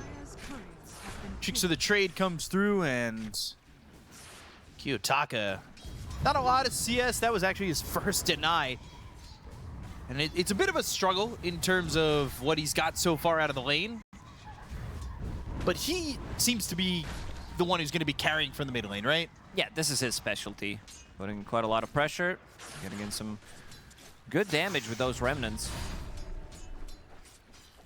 18 and 5 already for no one, and then their offlaners, of course, Toronto Tokyo on the Magnus, who we've yet to talk about. And is this a replay? Oh, is Mira now caught and tame the beast, and another kill here for PARIVISION. I swear we were watching a replay for a second. And this leaves Toronto Tokyo alone, so he can pick up the Lotus. Not bad. Have that extra bit of regen, that extra bit of sustain, but Hoodwink needs to start being careful about where they end up. Another range creep to be grabbed here for Kiyotaka. Starting to make up the difference, though, in CS. Satanic helping to get 2 kills as he's got 1 and 1 assist. And this Greater Treant is always just a pain to deal with, especially as the game goes on. And we've seen a couple of these Nature's Prophets, if they're in a little bit of a bad position, they've got this Mjolnir, they'll put the Mjolnir armor onto a Treant, they'll cut creep waves like that towards the mid-late game and try to open up some space that way. You can always buy time with the heroes that you do have. Nature's Prophet, Storm Spirit, Kiyotaka. Just blinking in, playing very aggressively. Gonna use that glyph, and they're diving. They're looking for it. The Fatal Bonds and the damage, the Blink Strike, the kill on a no one. And Kiyotaka happy with this. It's been a struggle in some of the matchups here up against no one, but Kiyotaka finally getting a little bit of an advantage in the mid lane. Getting a little bit of a help as well from Panto. Happy to have the help, and it is kind of that situation where like Doom is an offlaner who can kind of sustain himself a little bit, but he's in the safe lane. So you can leave that lane a little bit more confidently, as your safe laner should be A-okay on the Doom. Also knowing that Sanking is gonna get, like, this is Sanking Terrorblade lane, not like Doom gonna die from 100 to 0 to these two heroes. Right. You can always run away. And also TB is gonna be on stacking duty in the outer ring. He's already pinging it out to DM. Seems like he wants to take the jungle immediately. Backs up into the jungle, usually DM kind of holds off on that. He's had a couple of better lanes, but even with the good lane this time, they do want to give some solo experience over to 9 class. Pull this creep wave, Satanic Ducalis 4 and 3. Do have Nightfall at an early level 5, and Nightfall's he's got some playing solo very experience aggressive. and he's gonna get this that kill on a 9 class. Happy with this. I mean, he is pushing for a relatively quick 6. And he's trying to get into this early Midas there too. Impalement Arts. Stills that one creep, but we've seen this movie 2 times already. NP can TP. Maybe try to punish this, but Kiyotaka is close by. Storm Spirit still level 5, needs 1 CS. They already glyphed, so no one will get level 6. A little bit low on mana, though. Silence trying for the bushwhack. Unfortunately, Mira doesn't get that in the early Doom. Now Nightfall needs to catch this Sand King, but pretty speedy Sand King, and now Doom's on cooldown. I just woke up. Leave me alone. You're trying to use this early level 6 to your advantage, and yeah, you push him out for a second, but overall, you know, this is a Doom wasted. On cooldown for 2 minutes. No one. Doesn't have a lot of mana, but the damage isn't quite there for Kiyotaka. If he had a +1, maybe. He does have Panto off to the side, but they don't really have anything more to get him. We've seen Kiyotaka play behind enemy lines, behind the tower. Same goes for no one with the heroes, knowing that they can't really punish this. Skewer back into tier 2 towers. It's a lot of damage. Satanic even thinking about coming over, which would have been insane. What did you expect? That ends up being Shrine for Mira, the Shrine for 9 class. A kill there for Toronto Tokyo, having a better time, I would say, overall than the last game. At least for the moment. Takas is so aggressive. I'm watching that mid lane. Constantly jumping with Blink Strike. Needs to be slightly more careful. There is rotation from Ducalis. Good amount of stacks as well for Toronto Tokyo in the triangle to be able to get him online. We're going to talk about his facet. This is kind of a facet that you go for. Eternal Empowerment. Doesn't cost you any mana, so you always have it on yourself. Allows you to get good amount of farm. There's good amount of stacks as well for him. I miss the days of RRP. This has to be one of the shittiest one we've had.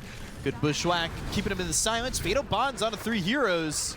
And the tricks of the trade, they get the kill onto the Ringmaster to start. Chaotic Offering's also going to be dropped down. Panto had that extra with the Black Grimoire, so they'll get 9 class. It's a double kill for Kiyotaka and Satanic. He's actually taking a lot of damage here, and Kiyotaka's ready to make the jump. He'll jump, he's got the golem, he'll have the damage. It's a triple kill and maybe even an ultra kill. No one's got to be a little bit careful. Throws down that static remnant. They still have this golem to work with, but no one has some mana. Surging. Ooh, Kiyotaka! And he found him. Oh, I found him, find and him. died for it. Good 400 gold for him. Overextending. I think Kiyotaka really likes to push the limits, getting triple kill there. They did have quite a lot of vision. 3 observer wards around that mid lane, so they really wanted to punish no one. Just not on that high ground to see that remnant. No one read that was so well. charged up for him. Oh, dear. Nightfall. All right, he's in trouble. Throw strike with a ball lightning and a vortex. Nightfall very dead. They get the kill on the safe lane. Doom, he'll be out for 30 seconds. Good chunk of gold for Kiyotaka with that triple kill. That being said, he's still 4th on the net worth. That's a little bit of a surprise. This hero doesn't really farm that fast. You don't want to show in lanes. It's going to be all about him moving across the map, scouting things out, playing with his Doom, playing with his Blink Dagger on Magnus, and also Sharpshooter from the distance. So once he finishes off that Diffusal Blade, it's going to be him trying to hunt them down. Radiant's top tower is under attack. He is, Very close to it. yeah, about 500 gold. Would love to have it. Fastest Midas on this hero. 3.5 minutes faster than the previous record. Okay. Ball lightning vortex coming through on Amira. An easy kill to be taken by no one. Kiyotaka comes back over towards mid, but one of the things that PARIVISION had success with in their first game is kind of emulating itself here in game number 2, and that's no one having a big experience advantage over his lane opponent. Despite the fact that he has died, he's still 2-1-3, and He got that enjoying life. kill. He managed to get those big kills and an assist after they got the kills on most of his team. Toronto Tokyo, he's having a bit of a slower game. Did get that one skewer back into tier 2 tower, but also Ricky, we talked about him not getting that much farm. With Empower, it's going to be so much easier. Doom is not really a hero that uses it as much. It's going to be more about, well, depends which itemization he's going to go for, because there's like this Radiance build, there's double hit with Echo Saber that some players do like to go for. We'll see what he ends up going for. All that for 10 gold.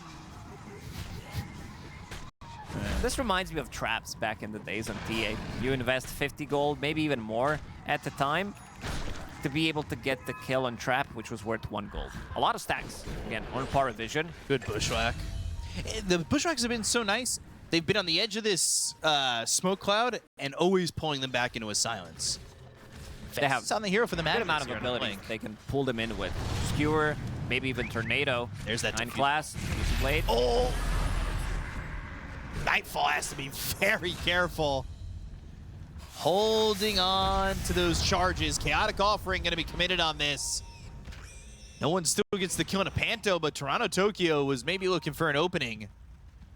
His Blink At Dagger was RP. on the courier. It almost delivered him in the top lane, but he TP'd. I don't think they get the kill anyway, unless they have Mira. Mira was close by, but not really. Kiyotaka probably looking for Empower so he can start to put more pressure on the map. DM Could and find Blink him. Dagger available. If he finds him here, it could be a kill. Talus has box ready. RP used, and that lands on the them. 2. Great bushwhack follow-up. Easy kills for Aurora. Mira getting the double kill, and they should be able to get to tier 1 tower too. Dire's middle tower Good movement so far from Aurora. I would say the same about PARIVISION. I think these teams playing pretty equally at the moment. Put together the big skills to at least get a couple here for them. And RP, when you've got the bushwhack and the silence, makes things so difficult. What The a beautiful sharpshooters there. execution. The skill stacking has been so good from Aurora this far. is under attack. Toronto Tokyo, as soon as he gets that Blink Dagger, gets 2-man RP, gets another big kill on Storm Spirit. They're gonna go back to farming. Their Doom, Devour maxed out, Hand of Midas available. Still, having less network than Nature's Prophet. I think this also shows how good of a laner and how good of a farmer Nature's Prophet is. Because look at all that extra damage that he's getting from his innate ability. Now I have that. TP's into the triangle, a lot of trees around him here. Yeah. And now I'll have that Mjolnir. Mjolnir too, so he can start pushing out creep waves with the Middle tower Greater Tree and the Mjolnir armor on it if he wants to. They do smoke up on PARIVISION. Two heroes looking for an opportunity to get a kill. Nightfall gets that Echo Saber. And the Courier going away, baiting them. This is baiting the smoke, expecting it to lead them to a Doom. But instead, it turns around and... This is a next level That play. was awesome! Dude, he just baited them with the Courier and then said, see ya! And then there's no one here! We've seen couriers being used, like back in the days. We've seen couriers with Radiance, with Dagon. You need to buy some extra mana. Satanic? Kiyotaka. Oh, that's a lot of damage. Yeah, he's sprouted, but he 560 is gold. gonna be tamed, dusted, and Burrow Strike from DM. Now they're tipping Kiyotaka because they know he's dead. DM gets that kill. Yeah, couriers have been used to scout things out, what's happening in the Roche pit. Then we removed that. The couriers have been used to stack the camps with. By stack, I mean as Phantom Assassin, you're jumping. It provides vision, so you're jumping on Take top the of Tormentor these camps. couriers Yeah, with Tormentor Dazzle. with Dazzle. Very valuable asset. They used to be able to activate items back in the day. Dagon Courier is one of my favorite things to hear, but I wish it would come back. I mean, Marcy's innate gives 3 lives, or 3 hits onto a Courier, right? It should be that they can use items from Courier. Yeah, that would be slightly OP. Back to the game, Benjamin. Aurora is going to smoke up. Let's see what they're going to find. 9 class got that shard. Definitely a valuable shard on TB. The Demon Zeal, especially with the way you want to scale. Yeah, as the way you want to support. play as well. If you want to go in and get that Sunder. They see 9 class. RP, it's actually on a no one. And they'll hit the Bushwhack. They go to the Chaotic Offering. The Sunder's not going to be enough to save no one. And now they're going to follow this up, looking for 9 class, who doesn't have a way to Sunder and pull some health, but he is very quick with the Demon Zeal and is able to walk away. Again, very beautiful spell casting from Aurora. Understanding that there is no Riki, so that rock hits on both of them, allows them to get a kill, another kill on Storm Spirit, and forcing him to get a BKB. Even though you're playing into Doom, you're playing into RP and Rock from Warlock, still feels like you need to buy the item. Either that, or you need to get some kind of a force stat for yourself to push yourself out of the trouble during the Cloud.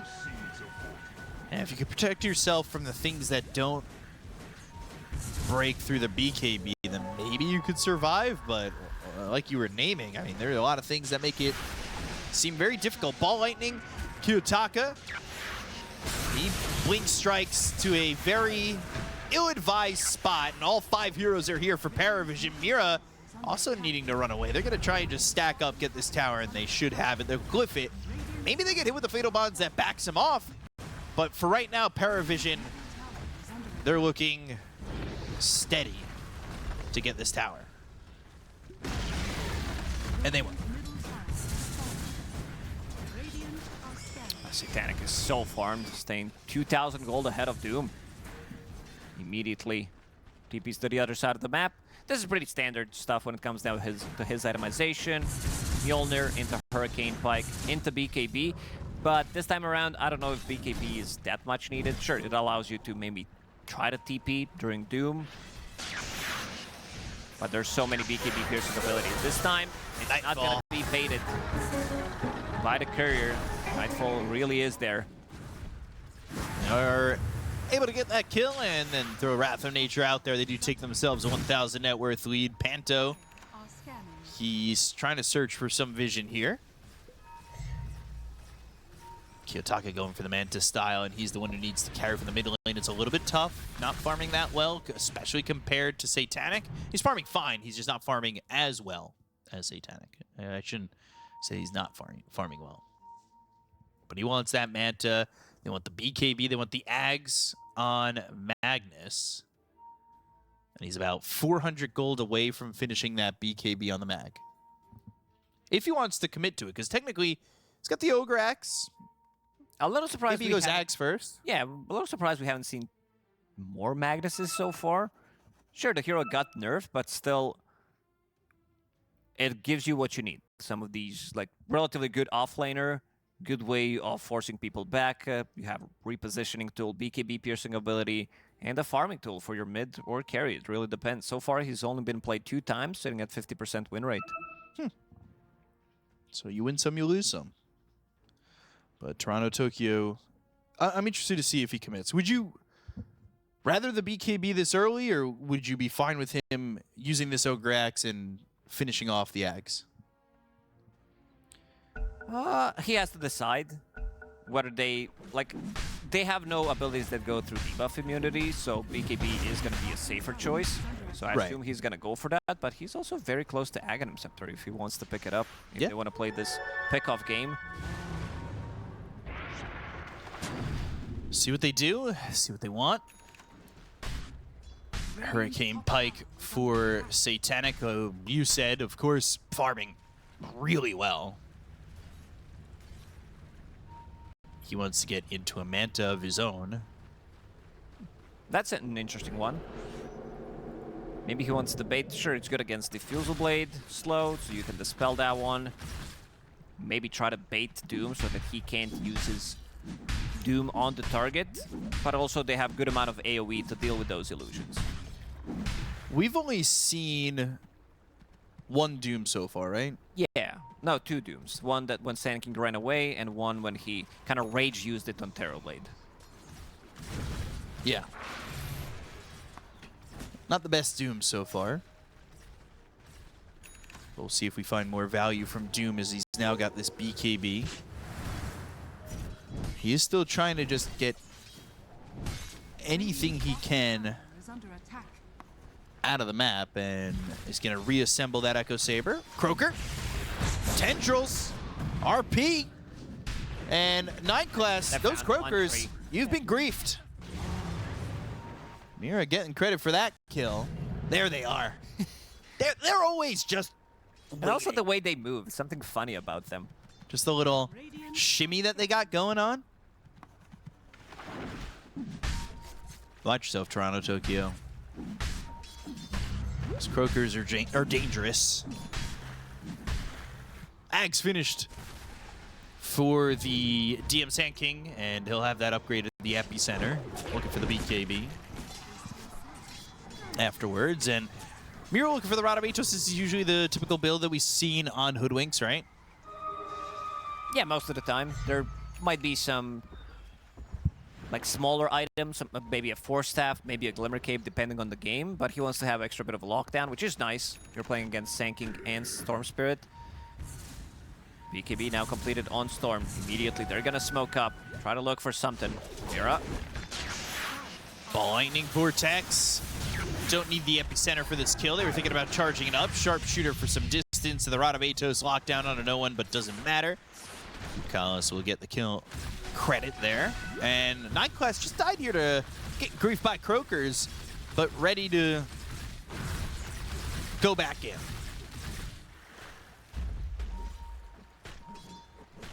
He's fine to face his fears straight up. Toronto, Tokyo, Blink, Shockwave, Skewer, and an escape act attempt from Ducalis, but a kill for Nightfall as they pick off each team's support. Back and forth they go, and they do buy a smoke here on the Warlock, maybe looking to make a move. If they can find their hands on Satanic, that would be a big kill to get, and maybe turns into a potential Roche. What really is the Roche potential here for Aurora? They need to take the fight first. Yeah. Nightfall, it's a lot of damage that he does have. He's sitting on more than 300 damage on Doom with the double hit. Holding the Alpha Wolf with Empower, so clears the camp pretty fast. DM Epicenter to get a kill on Amira. We were looking at the Doom Innate, which is the level Pain. Doom attacks deal 25% bonus damage to heroes whose level is lower than Doom's level. Yeah, that's why I want to he's- get Hand of Midas as well. Yeah. Get extra levels, but everybody else is kind of level 15-ish, other than 2 supports.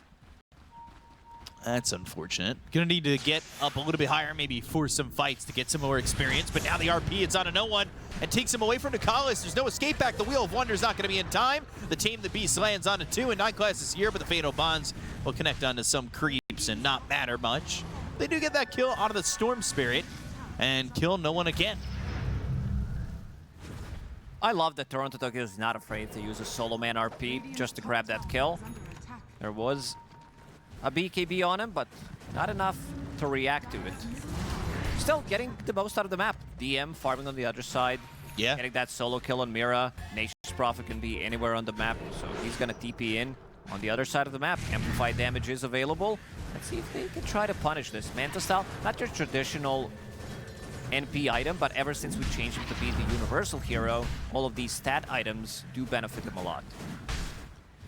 And Nature's Prophet might need a little bit of a change next big patch. Needs a buff, yeah. Sure. Gets 2 greater treants.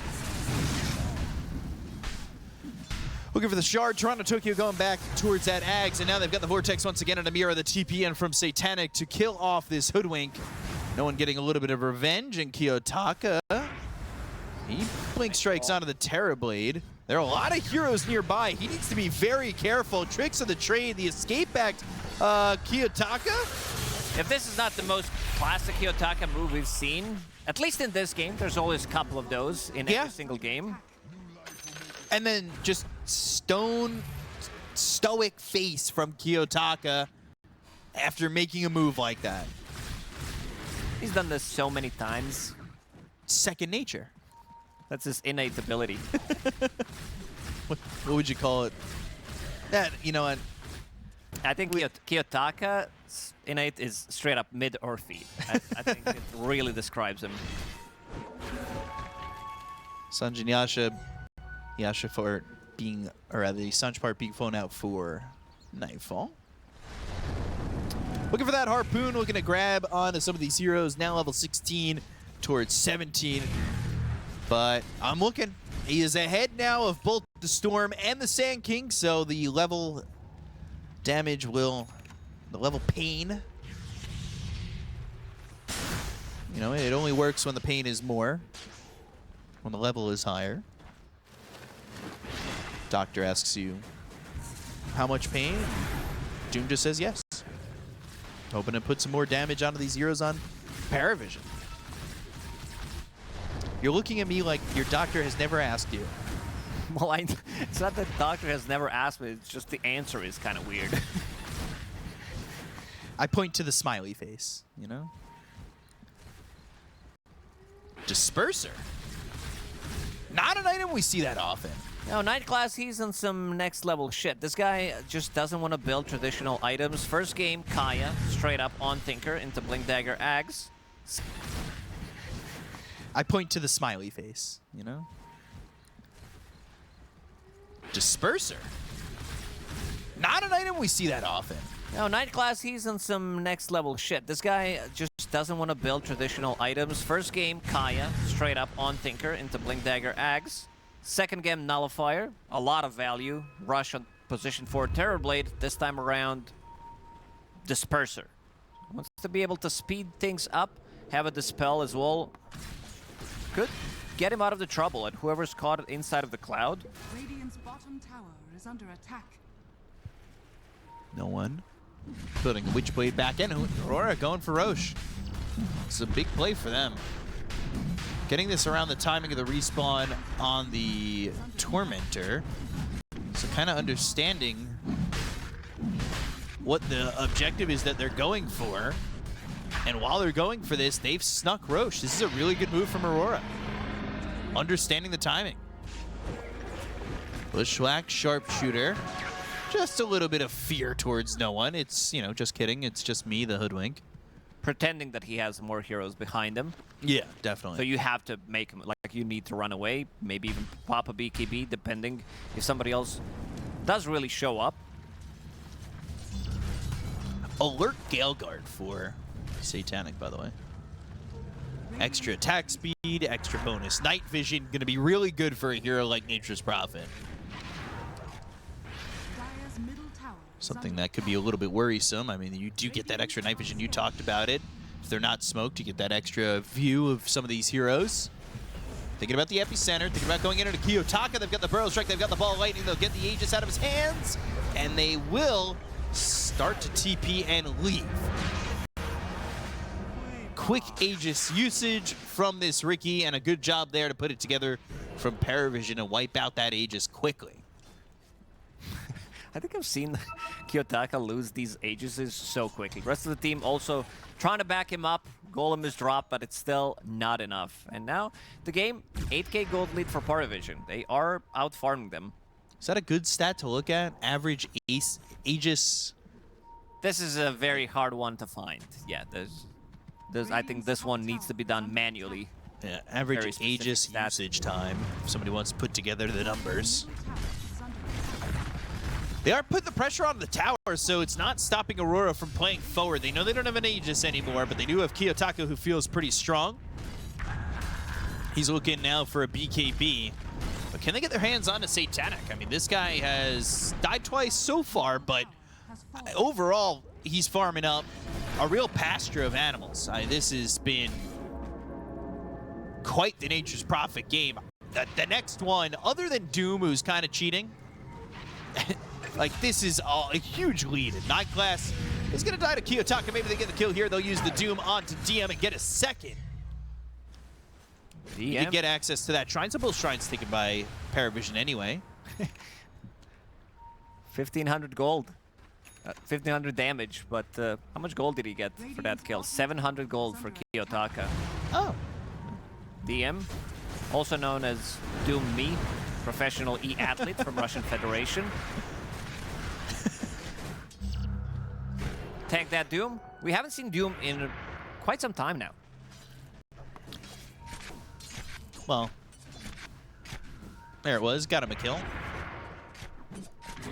Almost at the BKB. Gem picked up by Panto. They want this extra vision. They want to make sure that their Ricky is safe. They're still holding on to this RP. They've got Horn Toss with the Ags from Toronto, Tokyo. If they can find an opening to make that jump, you've already said it. Toronto, Tokyo's not afraid to just jump, go, and get something out of the map. But nobody's showing. And for all the right reasons. I mean, PARIVISION just farming the map, pushing some of these creep waves, and Satanic is really in a position where he doesn't need to show on a lane too often, if at all. Kiyotaka has good amount of farm. Same amount as Storm Spirit, farming with that Empower. Does give him extra bit of oomph. Are scanning. Will the oomph translate? No one wants the Switchblade. He's close to that. They're trying to take out some vision. They do have a OBS on the high ground ward near where the enemy shrine is, so PARIVISION do have some deep vision down if maybe they could catch a kill with Satanic or even no one. It's a bit of a global presence when you can TP in and Ball Lightning for more.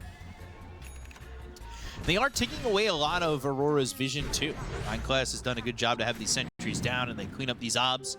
Don't really let Aurora move around the map with much information. Vision-wise, they've got that Watcher on the other side of the map. And that OBS.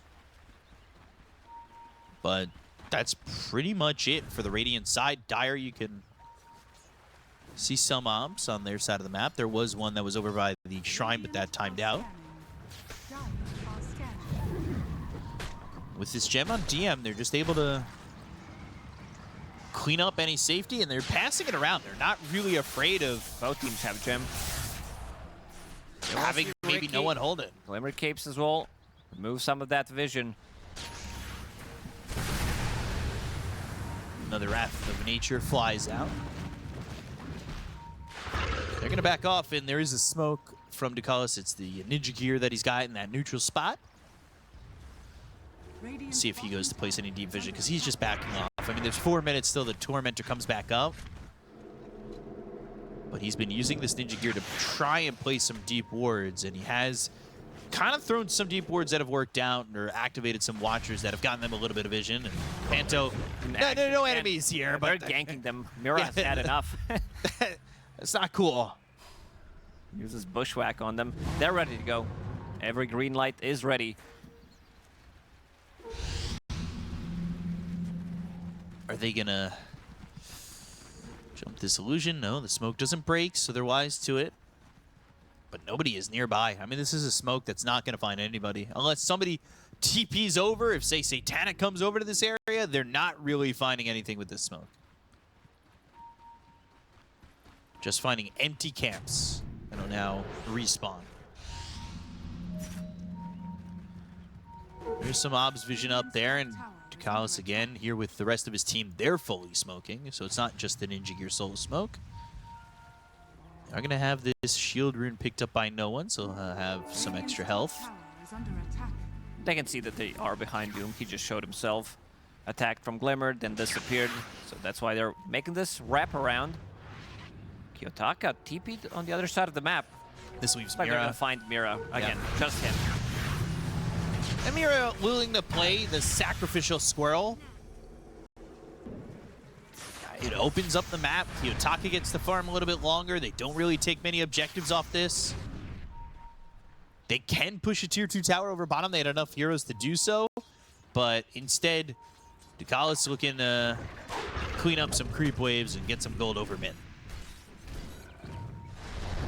And a slow pace. I mean, this was a bit of a bloodbath, and things just kind of quieted down. They did. Same goes for game 2. We haven't really seen much action.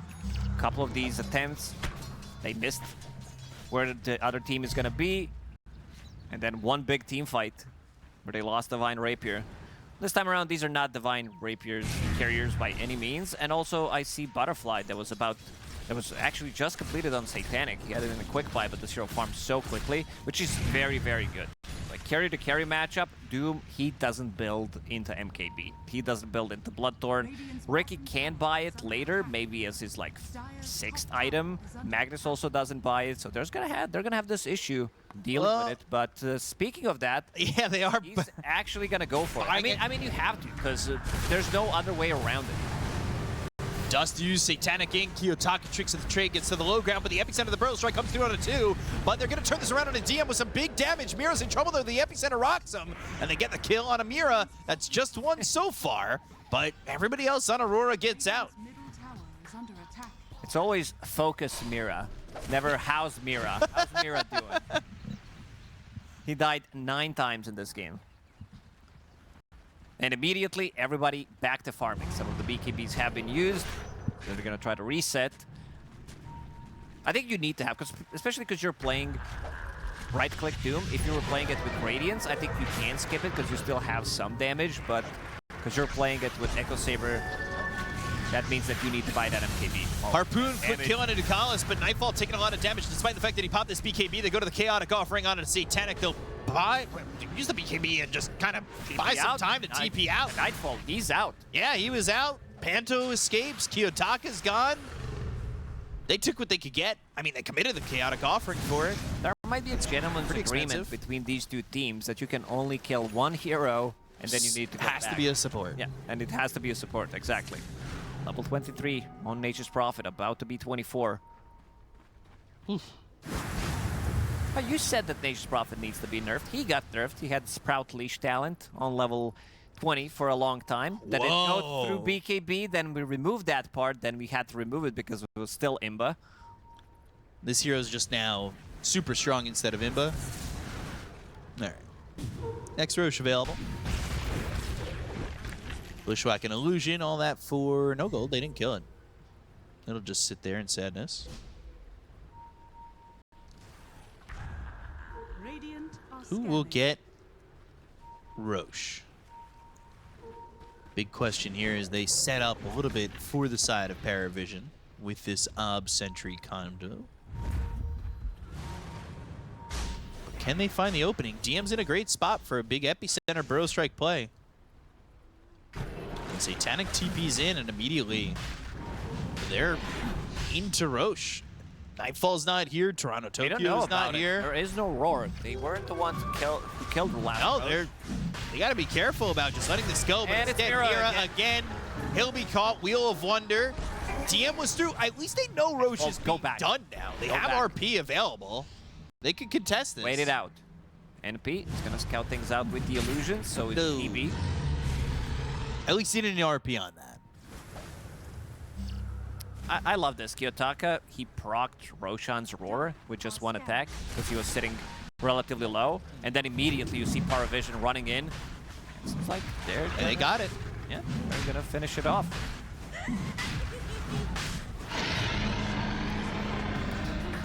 Now they've got this Aegis in the hands of Satanic. Will Disperser speed up? Never really know what the roar means from Roche. Never know what he's saying. Help, probably, to some of the... It's like, you know, alien. He's the only one of a kind on our planet. Well, I think I saw a translation once that said that the translation was wrong dog. The what? You're supposed to say, what's wrong, dog? But you just hit me with just the what. I ruined your joke. Okay. Yeah, I almost had you. 9 class down here with the disperser, and then he goes into the mystical ferret cloak. Quicken gear for the cause. And Kiyotaka only level 21. As the refresher orb is picked up now for this Magnus, so he'll have the double BKB, the double RP, although we've only seen about 2 RPs, so we'll be doubling that number when we do get to it. 350, 306. He has enough for double RP. Yeah. Then go into stats instead of maxing out the shockwave. It's just more for the slow for the lane. 1 point is more than enough. No one found. To everybody's surprise, Mira's again. He's dead, but there's the RP with the horn toss and the Doom committed. They'll get the kill into no one, and now Satanic's gonna fight here with Nukalis. Ringmaster, but they'll take out a second. They'll find Satanic. They've got the damage. They'll get them out of his first life.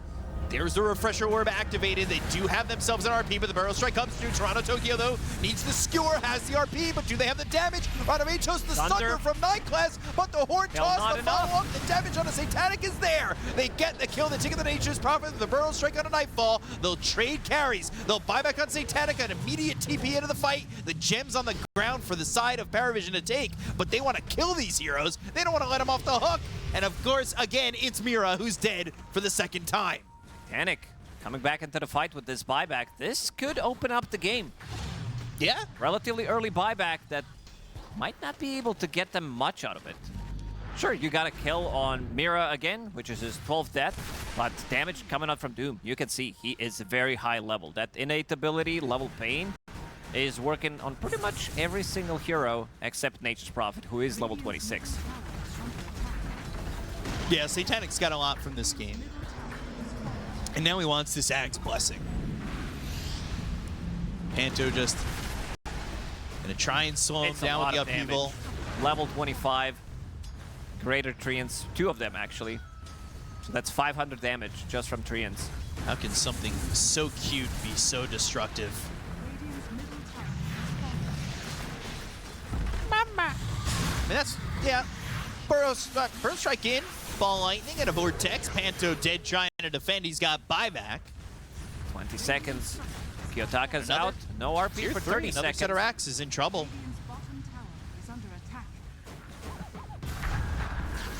You've got the smoke cloud, but really, there isn't much to defend. But like you said, early buyback from Satanic, you don't want to risk it. This opens up the game. Back alive. Yeah. If you they get can another one find of those kills. 2 minutes, you can definitely close out the games. We've seen teams just getting better and better at understanding some of the timings, keeping in track on the buyback status as well, and also understanding when they can close out the game without going for mega creeps. Instead, they kill tier 3 tower immediately onto tier 4s. Switches off that Ag's Blessing, wants to go for Satanic, something he didn't have in the last fight. Had that Sunder to help him out from 9 class, as he kind of avoided the engagement, the RPs, the AoEs of Aurora well enough to give Satanic that second chance. Satanic now completed. He had a lot of gold held on to. Nightfall's also got a Satanic. Kiyotaka, level 22. He'd love to hit that level 25. He's got a nullifier on him. He's going into the Abyssal Blade next, but is really some ways away from that. Double RP is available. Let's see if they can push out the lanes. Problem is they push the lanes so quickly, dealing with TB, his illusions constantly, sanking one-shots, the creep wave, Wrath of Nature, or Rat of Nature, if you want to call it that way. Yeah. So he has Satanic in the backpack. Radiant's needs to top figure tower out what is he under wants to attack. swap in. Usually it's between BKB, having a refresher, and such, but this time around he opted to go for all damage items. Might start thinking about this Manta style. He'll probably gonna use this Manta style and then put Satanic in because other items you want to have in. Especially Hurricane Pike, you get Doom, so you can still pop it. Try to push it yourself and push him away. Smoke, 5-man from Aurora. No one zipping all the way across with a TP in use, so he goes all the way back to base. But again, a smoke used on the bottom side of the map. Now another smoke coming through. Can Aurora find anything? They're going to sit Nightfall over mid. And then now put him in the smoke. He's level 25. Just hit it. Radiant's He top went tower into the is under Doom attack. applies mute, so Radiant's top tower. turn That's off gonna the help out sounds a of somebody lot. else. If you can get on that on Nature's Prophet, there's no Lincoln Spheres other than one on Storm Spirit. They might catch DM. He stays a little bit long. He goes the right direction and ends up avoiding all of Aurora. Really good move there by DM, just staying a little bit too far north for Aurora to see. And I know they got that opening here with the buyback from Satanic, but they are playing it passive enough. They've taken some objectives. They've done what they needed to kind of put him in a position where he's going to have buyback available In 3.5 3.5 minutes. And that might line up with the next Roche, truthfully. If you're Aurora, you can't let them get this Aegis, and you kind of, I think, would like to not let PARIVISION off the hook with this buyback. Unfortunately, the smokes that they've used haven't exactly accounted for much. And Panto now spotted. He'll Gale Guard, but he's God, two look shot. at that damage. Never had a chance. He ends up being over in that lane, but I would have expected him maybe to be baiting out a play from Satanic and then having the rest of the team jump, but it's just him alone. This Death of Warlock will add 50 seconds Radiant's bottom to tower buyback timer on Nature's Prophet. They're not gonna make a play, and lanes, again, are a huge issue. Storm Spirit zipping in, clearing the wave, TV constantly pushing with his illusion. It just gets very, very difficult. So far, PARIVISION, they've been doing a good job keeping these lanes on the other side of the map. 42,000 net worth for Satanic. Man. And he's got 6,000 gold. He's looking to get a moon shard. He's got Ag's Blessing queued up. Just making sure he knows what he wants first. He's got a lot of gold. No one's got a lot of golds. No one now spends that gold. And he finishes off the Parasma. Big item. A lot of synergy between sanking attacks from Nature's Prophet with Mjolnir, lowering their magic resistance. Roche timer ends up being about a minute 15. There'll be some time, and with that extra minute and 15 on Roche, now Satanic's got buyback at that time. Give him an Aegis, you give him buyback. You put him in a position where he'll have 3 lives and certainly ways to come back into the fight quickly. Aurora didn't really take advantage of the fact that Satanic could use this buyback, and it comes off a couple of smokes that just don't end up going their way. And the fact that, like you said with a couple times, they're just getting pushed in pretty heavily. They're trying to make something happen right now, but even if they kill him, his buyback is gonna be ready by the Within a time death that they timer. do kill him. They're not smoking on that side. 9th class has been really difficult to deal with in this bottom lane, using his Demon Zeal, Disperser to run away from the fight, and they also have Observer Ward inside of the enemy base that he just planted. Horn Toss brings him back, but into a Burrow Strike. Sharpshooter, oh, Toronto Tokyo with the whiff RP! And again, it's Mira, who has been caught for the 13th time. It works. He's tested it out. It does work, so does VKB. And we'll be TPing out Roshan. Let's see the... Oh, it's gonna respawn in like 30 seconds. This Observer Ward, they know. They see that Wrath of Nature just hit them, so they know something is up. This is a massive issue. They can't really leave the base playing against Nature's Prophet, who's also relatively close to his level 30. And then if he removes teleport cooldown, that could be pretty massive. You're Then not you're gonna never be able, catching him. you're not gonna be able to leave the base. So tough here for Aurora to bring this back. I mean, the game plan is, at this point, feeling like to hope. And it's another Roche that is going the way of PARIVISION. They might not even need to give the Aegis over to Satanic. They might, if he's holding buyback, give it to no one. But if Satanic takes it, This why is not risk it? Kiyotaka Nightfall situation where Kiyotaka gets 4, maybe even 5 Aegises yesterday on Storm Spirit in one game. A lot of gold unspent as well on Aurora. 7,500 on Doom. Kiyotaka thinking about the Disperser in the end. He gets Aghanim Scepter, so not gonna go for that Basher / Abyssal Blade. TP attempt and gets to escape. 9 Class was the one there with the gem. Almost there in time to make sure that they had the damage to kill off this Ricky, and Knob's place there, but Mira TP'd out immediately. They know. They see And it. yeah, they know it's there. They back away though, and there's nobody protecting it from Aurora. There's nobody who can really protect it. It's just a battle of attrition here. And Toronto, Tokyo, Blake, horn toss, but the ball lightning over. And they might be able to get the kill here on a 9 Class. They will. That's just one. He does that buyback. But the BKBs get used. And you don't have RP, but now you do again with the refresher. There's the horn toss, the skewer, the BKB. Sharpshooter, the tricks of the trade. They should be able to at least get Nicholas, who again has buyback. But DM blinks into the middle of the fight. Doesn't really find anybody. So they get a couple of kills on these supports. They force a buyback coming out from 9 Class. And ultimately, not really that bad for Aurora. Yeah, getting 2 kills, 1 buyback out of the system. I like, again, Toronto Tokyo. He sees the opportunity, one man RP, immediately delete him. And trying to play off of potentially buyback cooldowns. But still, very difficult for them to leave the base. Everybody's got buyback, but 9 Class who just used his. This should lead to level 25 on Toronto Tokyo, and he'll end up taking, drum roll, I mean, almost a full second of RP with double RP is just way too good. It is 1.5 extra seconds if you're not overlapping your RPs.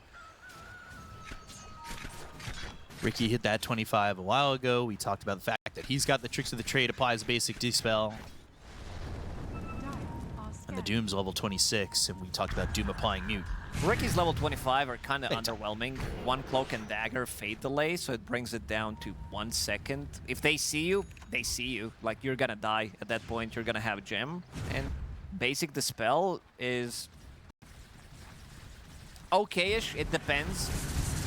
Like, this is overall a better one, of course, because you can use that when you're leashed, when you're rooted. Refresher now for Doom. Ags picked up for the Nature's Prophet. Moonshard, that's- Aghanim Scepter. Yeah, Ag's blessing for him straight up. And he still has 5,600 gold. Crazy thing about Nature's Prophet inventory, he has Satanic and MKB in the backpack. Now it's MKB, swaps it.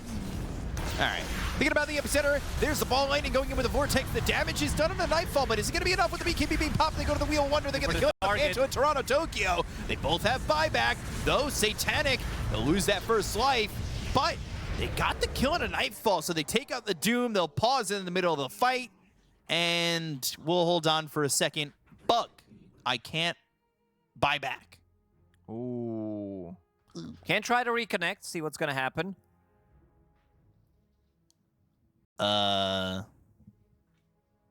Okay. Well, it happens sometimes with Doom. I've things that I don't know about. We'll see if Nightfall can buy back.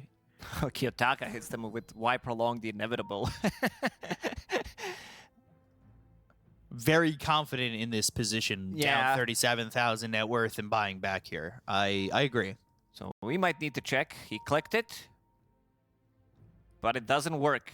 For Can some he- reason, it does happen with Doom, as no one said. Do you unpause and then hope to spam it, see if it works, then pause again? When he buys back, he has Refresher, he has BKB available, and another Doom. If you can click that button. He's still disconnected, so we haven't found out. Now he's reconnected.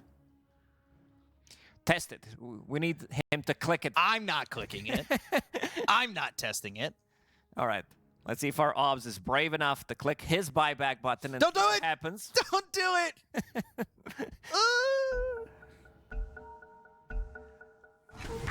And he can't buy back. This is... Means do we- I can't. Yeah. I don't know. I'm not sure. Oof.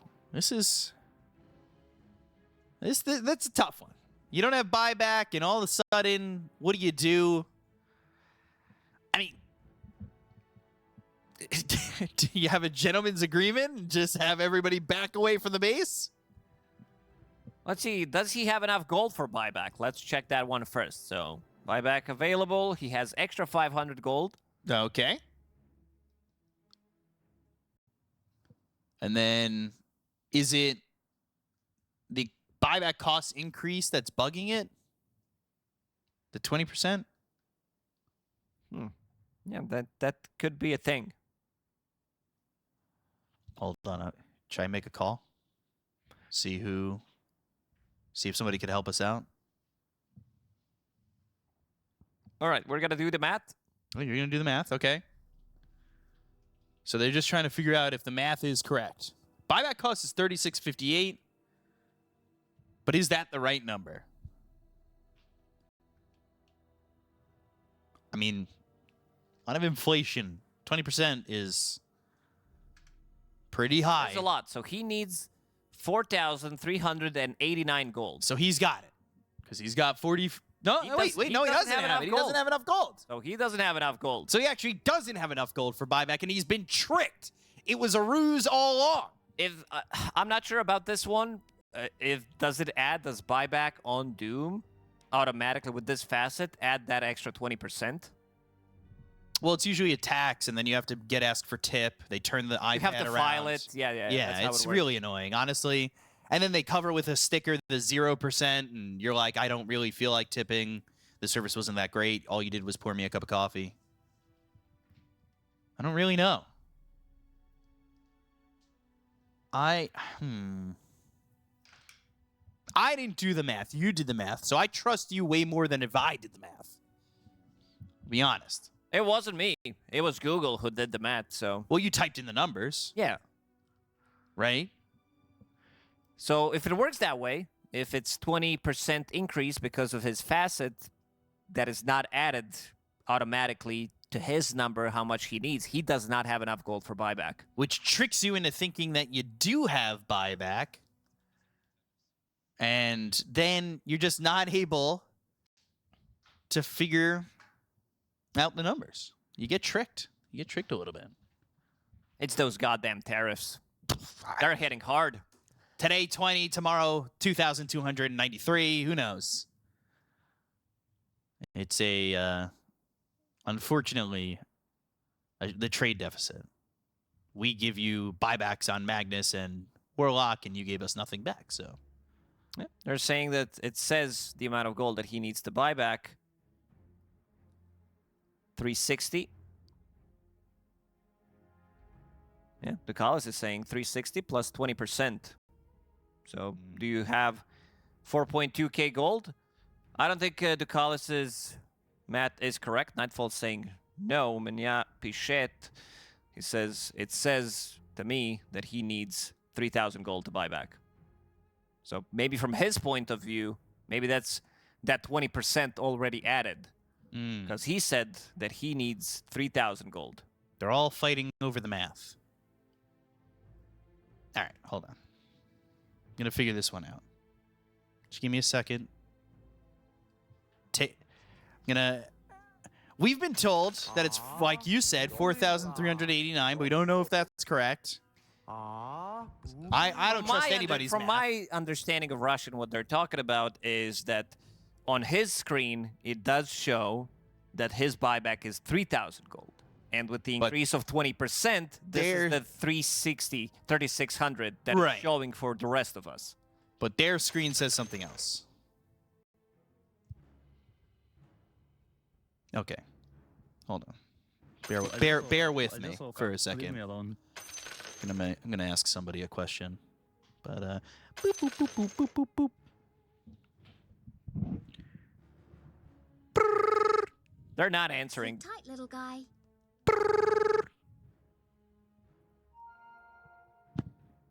They're not answering. That's it. They don't want to answer me. They saw my name come up on the caller ID, immediately rejected. That's okay. I mean, we've had this call before. I get it. You know, when Marana Leap Shard wasn't working correctly, I had a phone call, but now my number, they see the caller ID and they just hang up. It is what it is. What can you do? So let's try to theory craft. What's going to happen? Are we theory crafting math or the? No. We already Okay, theory crafted math. So let's check what's happening in the game if he uses buyback. There is Refresher available on Storm Spirit. Cheese as well can use Lincolns, can use Refresher and Lincolns as well, protect his NP, who does have buyback available. Thing is, this is a very difficult fight for Aurora. Yeah, they've already used 2 buybacks. He can refresh his BKB, his Satanic, his Doom, but that's the only thing that they have. There is another RP available because he refreshed. He actually didn't refresh. It comes off cooldown in 35 seconds. So if the fight lasts long enough, which it doesn't look like it will, they'll have 2 RPs technically. But they won't have Nightfall because he can't buy back. I mean, they always tell you this when you walk into a store. If you have to ask the price, you can't afford it. And he had to ask the price of buyback. Clearly, can't afford it. This is me at the airport going to fancy shop watches. You look at the watches and you're just like, can I do you have this? Can I see the price only tag one on you this? have? No. You don't ask for it. You're like, No? do you have this in gold? They're like, no, unfortunately. Well, I'm not buying it then. Thank you so much. And then they Have a good day. You walk out, that's it, and you just like feign the wealth. You don't take it a step too far. I walk into the shop, I go, oh, do you have that platinum 16K Rolex? You mind if I take a look at that real quick? And then you go, dinged on the glass. Sorry, I'm gonna go. And then they make you think that you were gonna purchase and had the money, even though I show up in like homeless clothes. Yeah. Sweatpants that have a hole in it. Yeah, you have to. Traveling, you need to feel as comfortable as possible. I got told never travel in sweatpants, though. It's just you should dress up a little bit for the plane. And then I get put into a middle seat, and I feel even stupider that I dressed up for a middle seat, where I don't get access to either of the armrests. Well, that's the law. The middle. That's what I thought. The middle gets both armrests. Yes, it's the rule. What do you mean? You have to fight for it. Me fight for it? I sit there and go, I hope I don't touch elbows with anybody. I'm a little nervous. No, the economy is becoming smaller and smaller. Yeah, these seats are just they're very tight. Have you seen the renderings of the double-decker planes? Yeah. Where you've got people sitting on top of you? Yeah. Hey, I mean, I'm just saying. If I have... I wouldn't want to be... Yeah, I wouldn't want to be the bottom one. You don't want to be 5 inches away from your ass. Yeah, from my butt. No. Yeah. I'm sure that, how did we go from having, full meals on the plane... Smoking on the plane, and... You're eating crackers. This is it. You get a glass of water, 8 with peanuts. no leg room. You can't even eat peanuts on the plane because there's always going to be one guy who's going to be complaining that they can't eat peanuts because of the allergy. And then you're in the middle seat trying to open that bag, but your elbows are so tight to your chest. Sorry. Mind if I just? And then if you've got the window seat, like it's you like the window seat, but then they're passing you your coffee over two people, and you reach over. And sorry, I didn't mean to. Can I also get cream with that? I mean, it's just not the. You want to hear about my first business class experience? This guy's flies. Yeah, tell me. This was one time. All right. So I wanted to experience it, and I get into business class. I sit down. I'm like, this is pretty nice. I'm enjoying it. Smells very good. And this woman drops a suitcase on my head. I told you this is how we lost Billy Mace. Yeah, I know.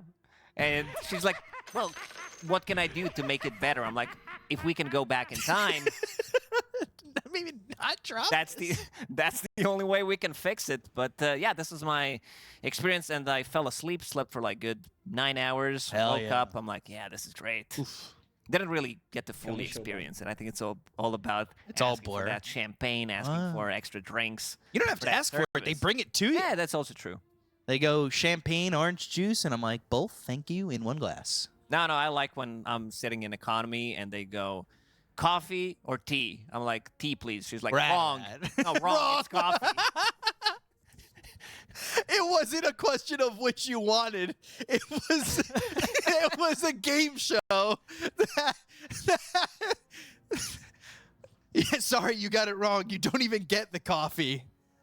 You should have been correct. No, man. And now the cookies are just whatever. But I mean, also there's never enough space. Like you can never put your bag in. They're always somehow full. They haven't put anybody full. on the plane yet, but the overhead storage is full. I think they might be memeing at this point. Yeah. Well, there are times. I mean, people come onto the plane and they've got like 2 feet of space and they're holding a dead yak. Like, that's not going to fit up there, first of all. Second of all, what are you expecting? I don't really understand what you want to put in there. It's all about not bringing a second bag. You just bring the backpack. You don't go with the carry-on. Just put it under your seat.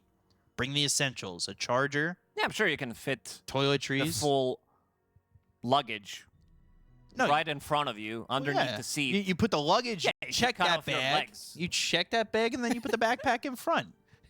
I'm a small guy. I got a lot of extra space. Although I will say, peasant business class is the best way when you have the whole row to yourself. That's it. Yeah. And you put both armrests up, you lay down, you've got all that make yourself space. A little bed with with all these pillows, all these blankets. That's my favorite. Somehow you found yourself into a full row of no one else. You could sleep the entire time. Although I've realized a lot of your European flights that are like under 2 hours don't even have a screen. Can't even watch a movie. You don't have enough time. Movies nowadays are longer than 2 hours, so that's why that's why you don't get it. I don't understand how you don't have a screen on these planes. You fly New York to Florida, I mean, it's a 3-hour flight. Get to watch a Gladiator 2. Or a good movie. This is not a myth. They actually were replicating naval battles inside of the Gladiators arena. That was a cool scene. I like that. Was a cool. I thought it was a cool movie. They did a little bit too much with the sharks and shit. Like, okay, you tone it down a little bit. Compared to Gladiator 1, Gladiator 2 was just a shadow of the movie. Yeah. They tried. I thought it was a good attempt, though. Better than some of the sequels we've seen in other movies. Or prequels.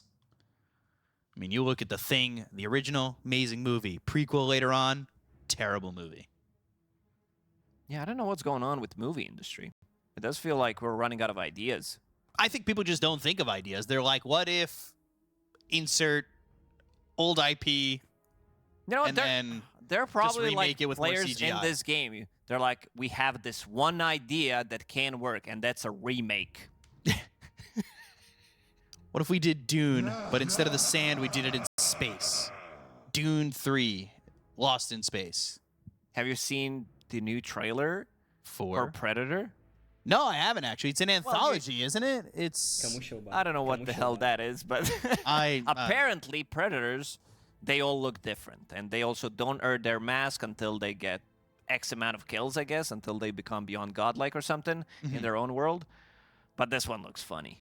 I don't know. I liked Alien vs. Predator. That was a good movie. Thought that was cool. I'm trying to think of like other movies I liked. That's probably it. Never liked another movie ever. I was talking about in the green room. Signs is a great movie.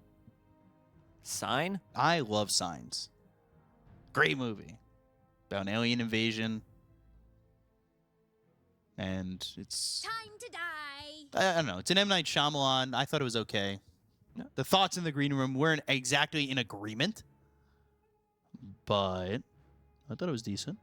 Yeah, for people who are just tuning in and trying to figure out what the hell is going on, it is related to hell because it is Doom. Yeah.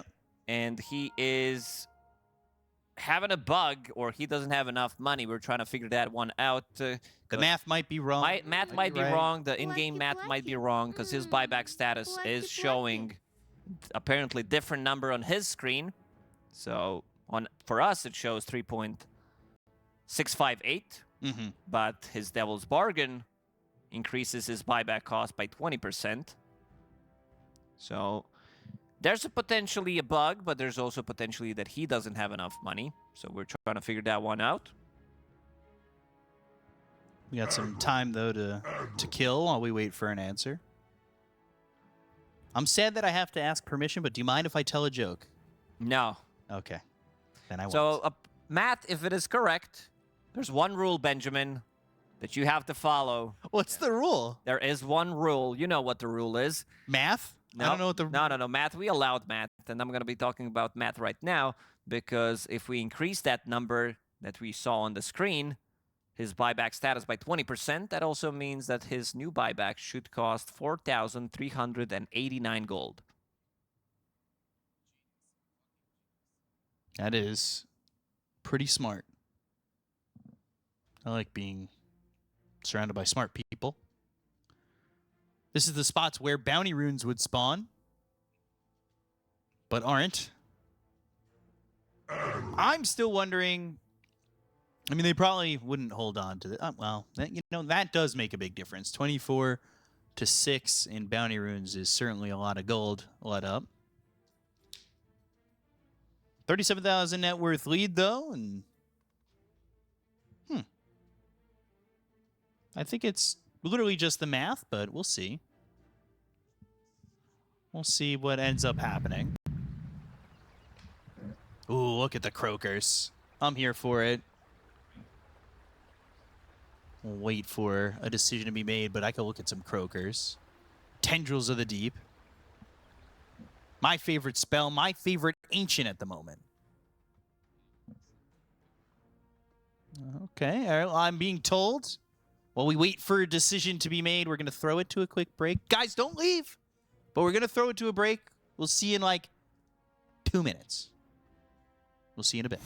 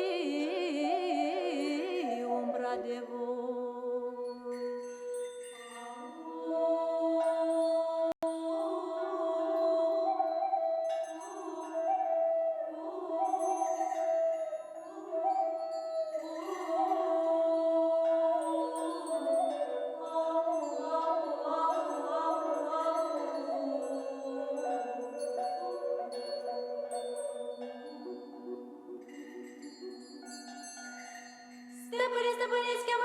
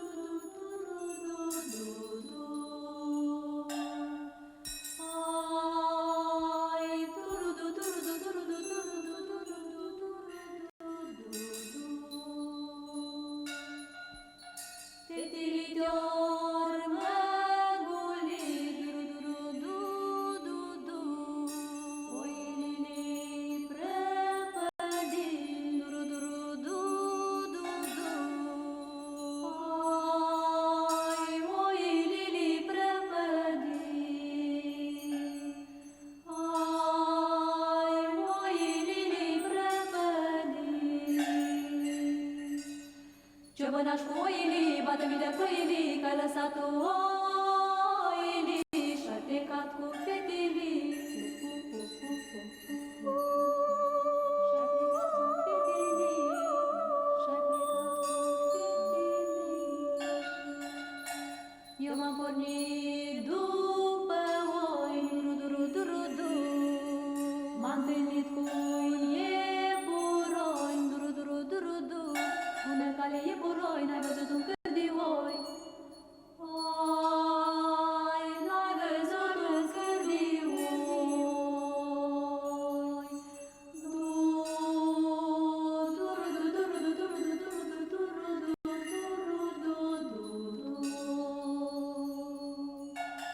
De văzut nu le-am văzut, de păscuțel le-am păscut, prin pârloage tot sărloage, la fântâna lui Iordan, nu mai capte din cârlan, la fântâna lui Gheorghiță, nu mai capte prin rudu.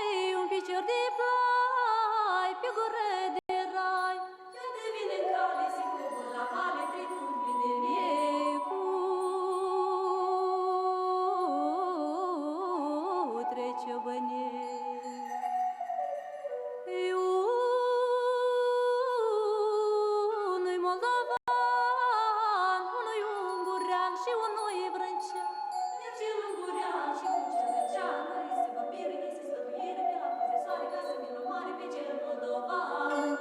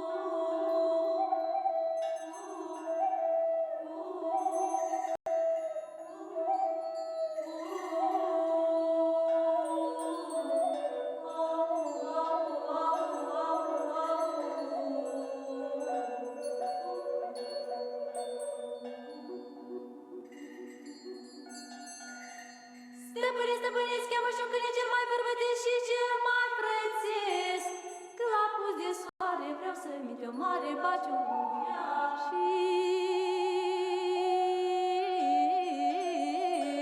cu cel vrâncean.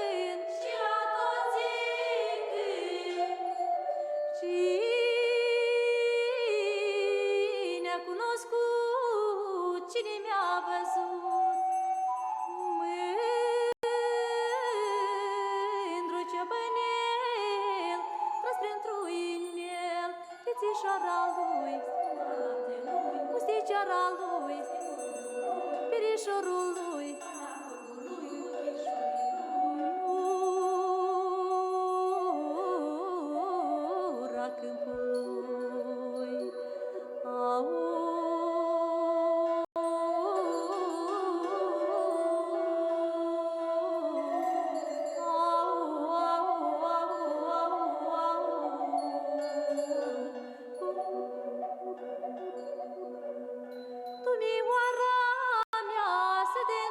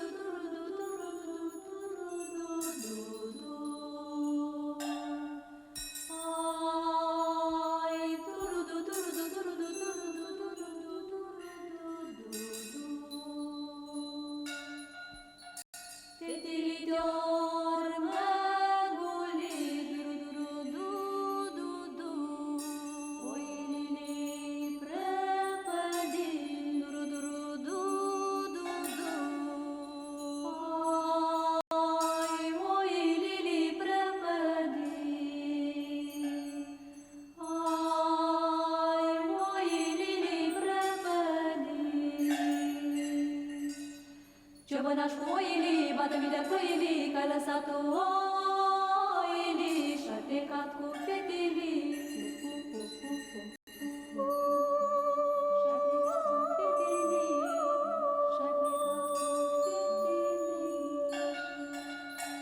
Eu m-am pornit după oi, du-du-du-du-du-du. M-am întâlnit cu un iepuroi, du-du-du-du-du-du. Bună cale iepuroi, n-ai văzut un cârdioi. Oi, n-ai văzut un cârdioi.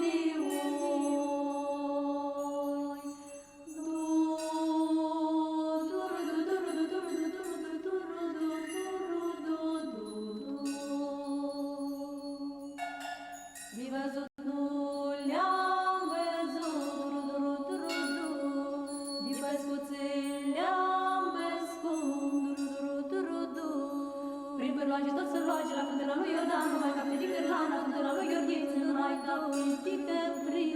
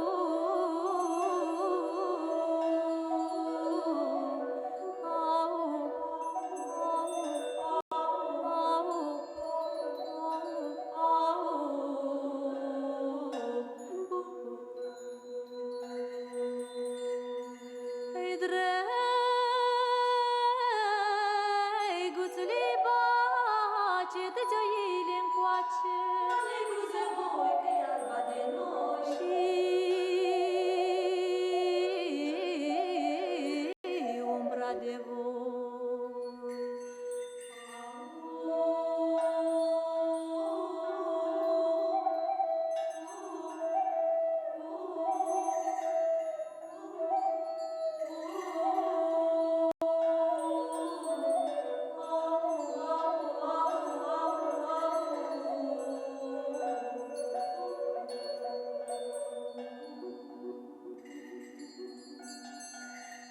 Stăpâne, stăpâneți, cheamă și un câine cel mai bărbătesc și cel mai prețesc. Că la pus de soare vreau să mi o mare baciuia și cu cel vrâncean.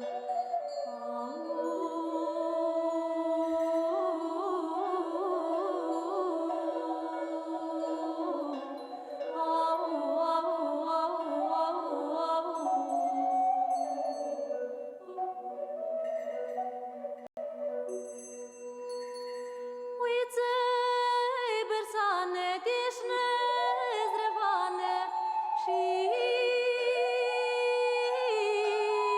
de-a fi se mor, încâptii mor.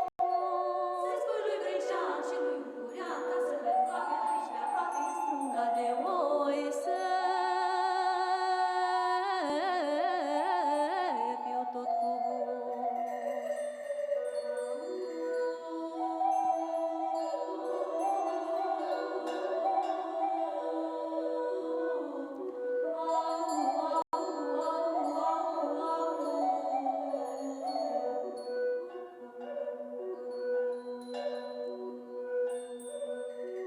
Astea să le spui, iar la cap să-mi pui lui Raș de fac. Lui Raș de os.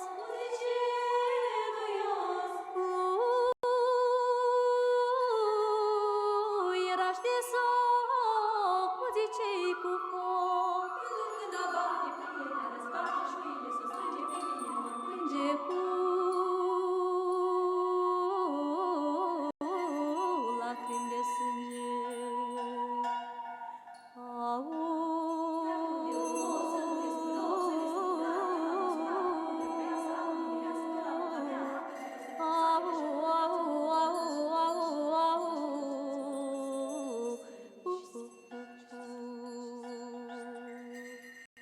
Iar dacă ai sări, dacă ai întâlni măicuță bătrână,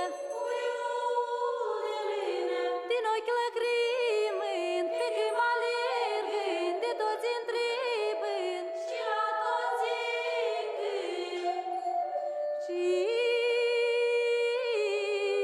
Cine a cunoscut, cine mi-a văzut, mândru ciobănel, tras printr-o inel, fițișoara lui, musticiara lui, perișorul lui,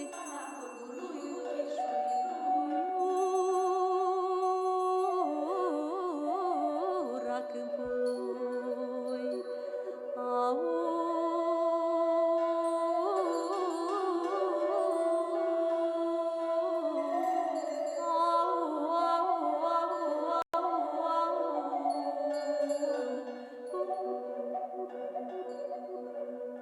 Dumioara mea să te îndori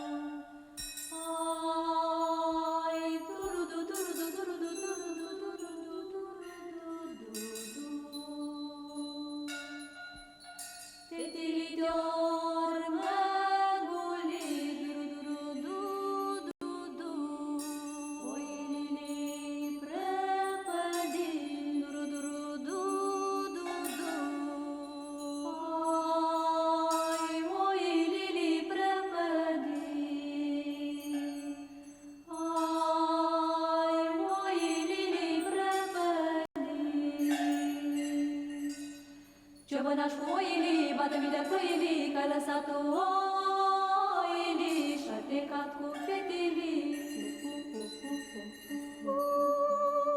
plecat cu fetilii, și-ai plecat cu fetilii. Eu m-am pornit după oi, duru-duru-duru-du. M-am întâlnit cu iepuroi, duru-duru-duru-du. Bună cale iepuroi, n-ai văzut un cârdioi. Oi, n-ai văzut un cârdioi.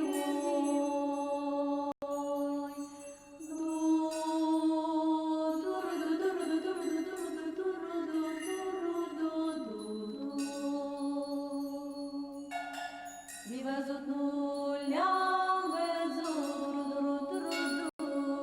De păscuțe le-am păscut, duru-duru-duru-du. Prin pârloage tot sărloage, la fântâna lui Iordan, nu mai capte din Cârlana, fântâna lui Gheorghiță, nu mai capte din Căpriuțu.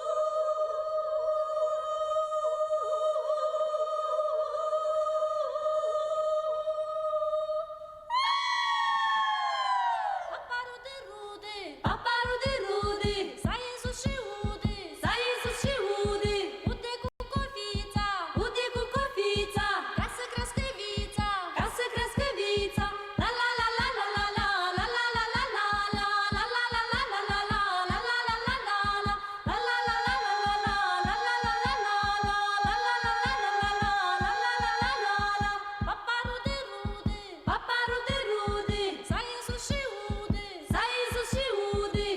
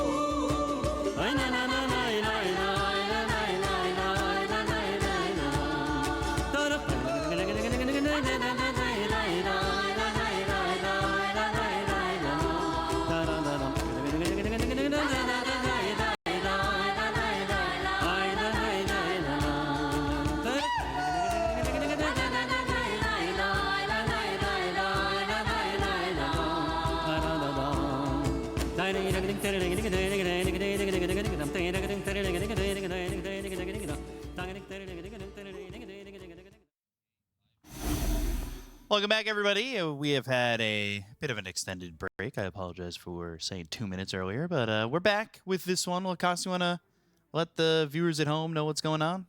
So yeah, decision have been made. PARIVISION, they will go back, and they will not attack for 90 seconds, not until Doom respawns. This is the official decision, and we're going to see if the players are ready. Seems like Mira, I believe, did type that they're not ready. Ducalis and the rest of the squad is ready. And if we take a look at somebody's webcam, they were not sitting at their desk ready to go, so clearly not ready. Kiyotaka. Yeah, we can't see him because he's playing Ricky. That's why we can't see him. You come back from a long break, you're already at the banger. Infrared. Yeah, so they'll back away. They'll give Doom time to spawn. And then I believe we'll be back into it. But the discussions, they seem to die. There's definitely some talking between Mira and his team. We can see on the camera, on the small player camera, that Nightfall is not sitting in his position. He's dead. He's dead for 90 seconds. He does not have buyback, so Yes. he's going to be coaching team for the next 90 seconds. He does, but he doesn't. The dress was blue. The dress was gold. Who knows? Yeah. I guess they're just kind of discussing more and more the semantics of it all. It was 3600. No, it's 3601. I mean, if this was an episode of The Price is Right, not sure you guys have that for all you guys, but it does not have the buyback, and you'd hear the bum, bum, bum, bum, bum, and that would be it. And then you just 95 seconds, they'll back up, and you try again. No one. Still a smile on his face. Very happy to potentially end this one soon, if they can, after the 95 seconds of doom. Yeah, for all those who are like, why don't they forfeit? Why don't they just end the game? They're lost anyway, and there's way too much gold lead. There's always a chance. In competitive Dota, you don't know what can happen. Couple of misclicks, some skewer backs to the tower. You have one of the best heroes in the game that can reposition you. This is Magnus, that his... Like, he has Aghanim Scepter, he has Skewer ready, and he also does have Refresher ready in 35 seconds. You need to get close to the towers to be able to kill them to finish off the game, so there's always a chance. There's always a shot, and now we'll have to wait for Toronto Tokyo to come back. He's disconnected for a moment, and Mira, I don't know if this is an official decision from them, but they say we're not playing any further. And they're all that just might be it. After I said that there's always a chance. Well, you never know what can happen. You gotta unpause to have a chance. You gotta unpause it to try. That's all, folks.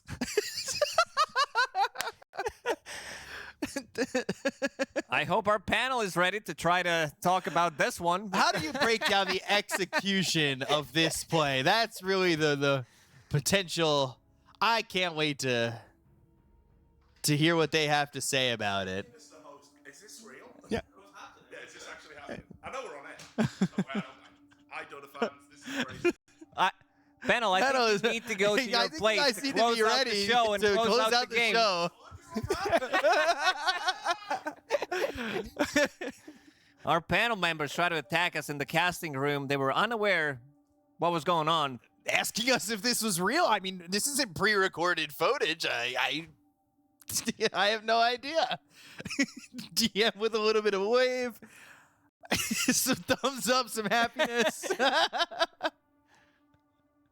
I mean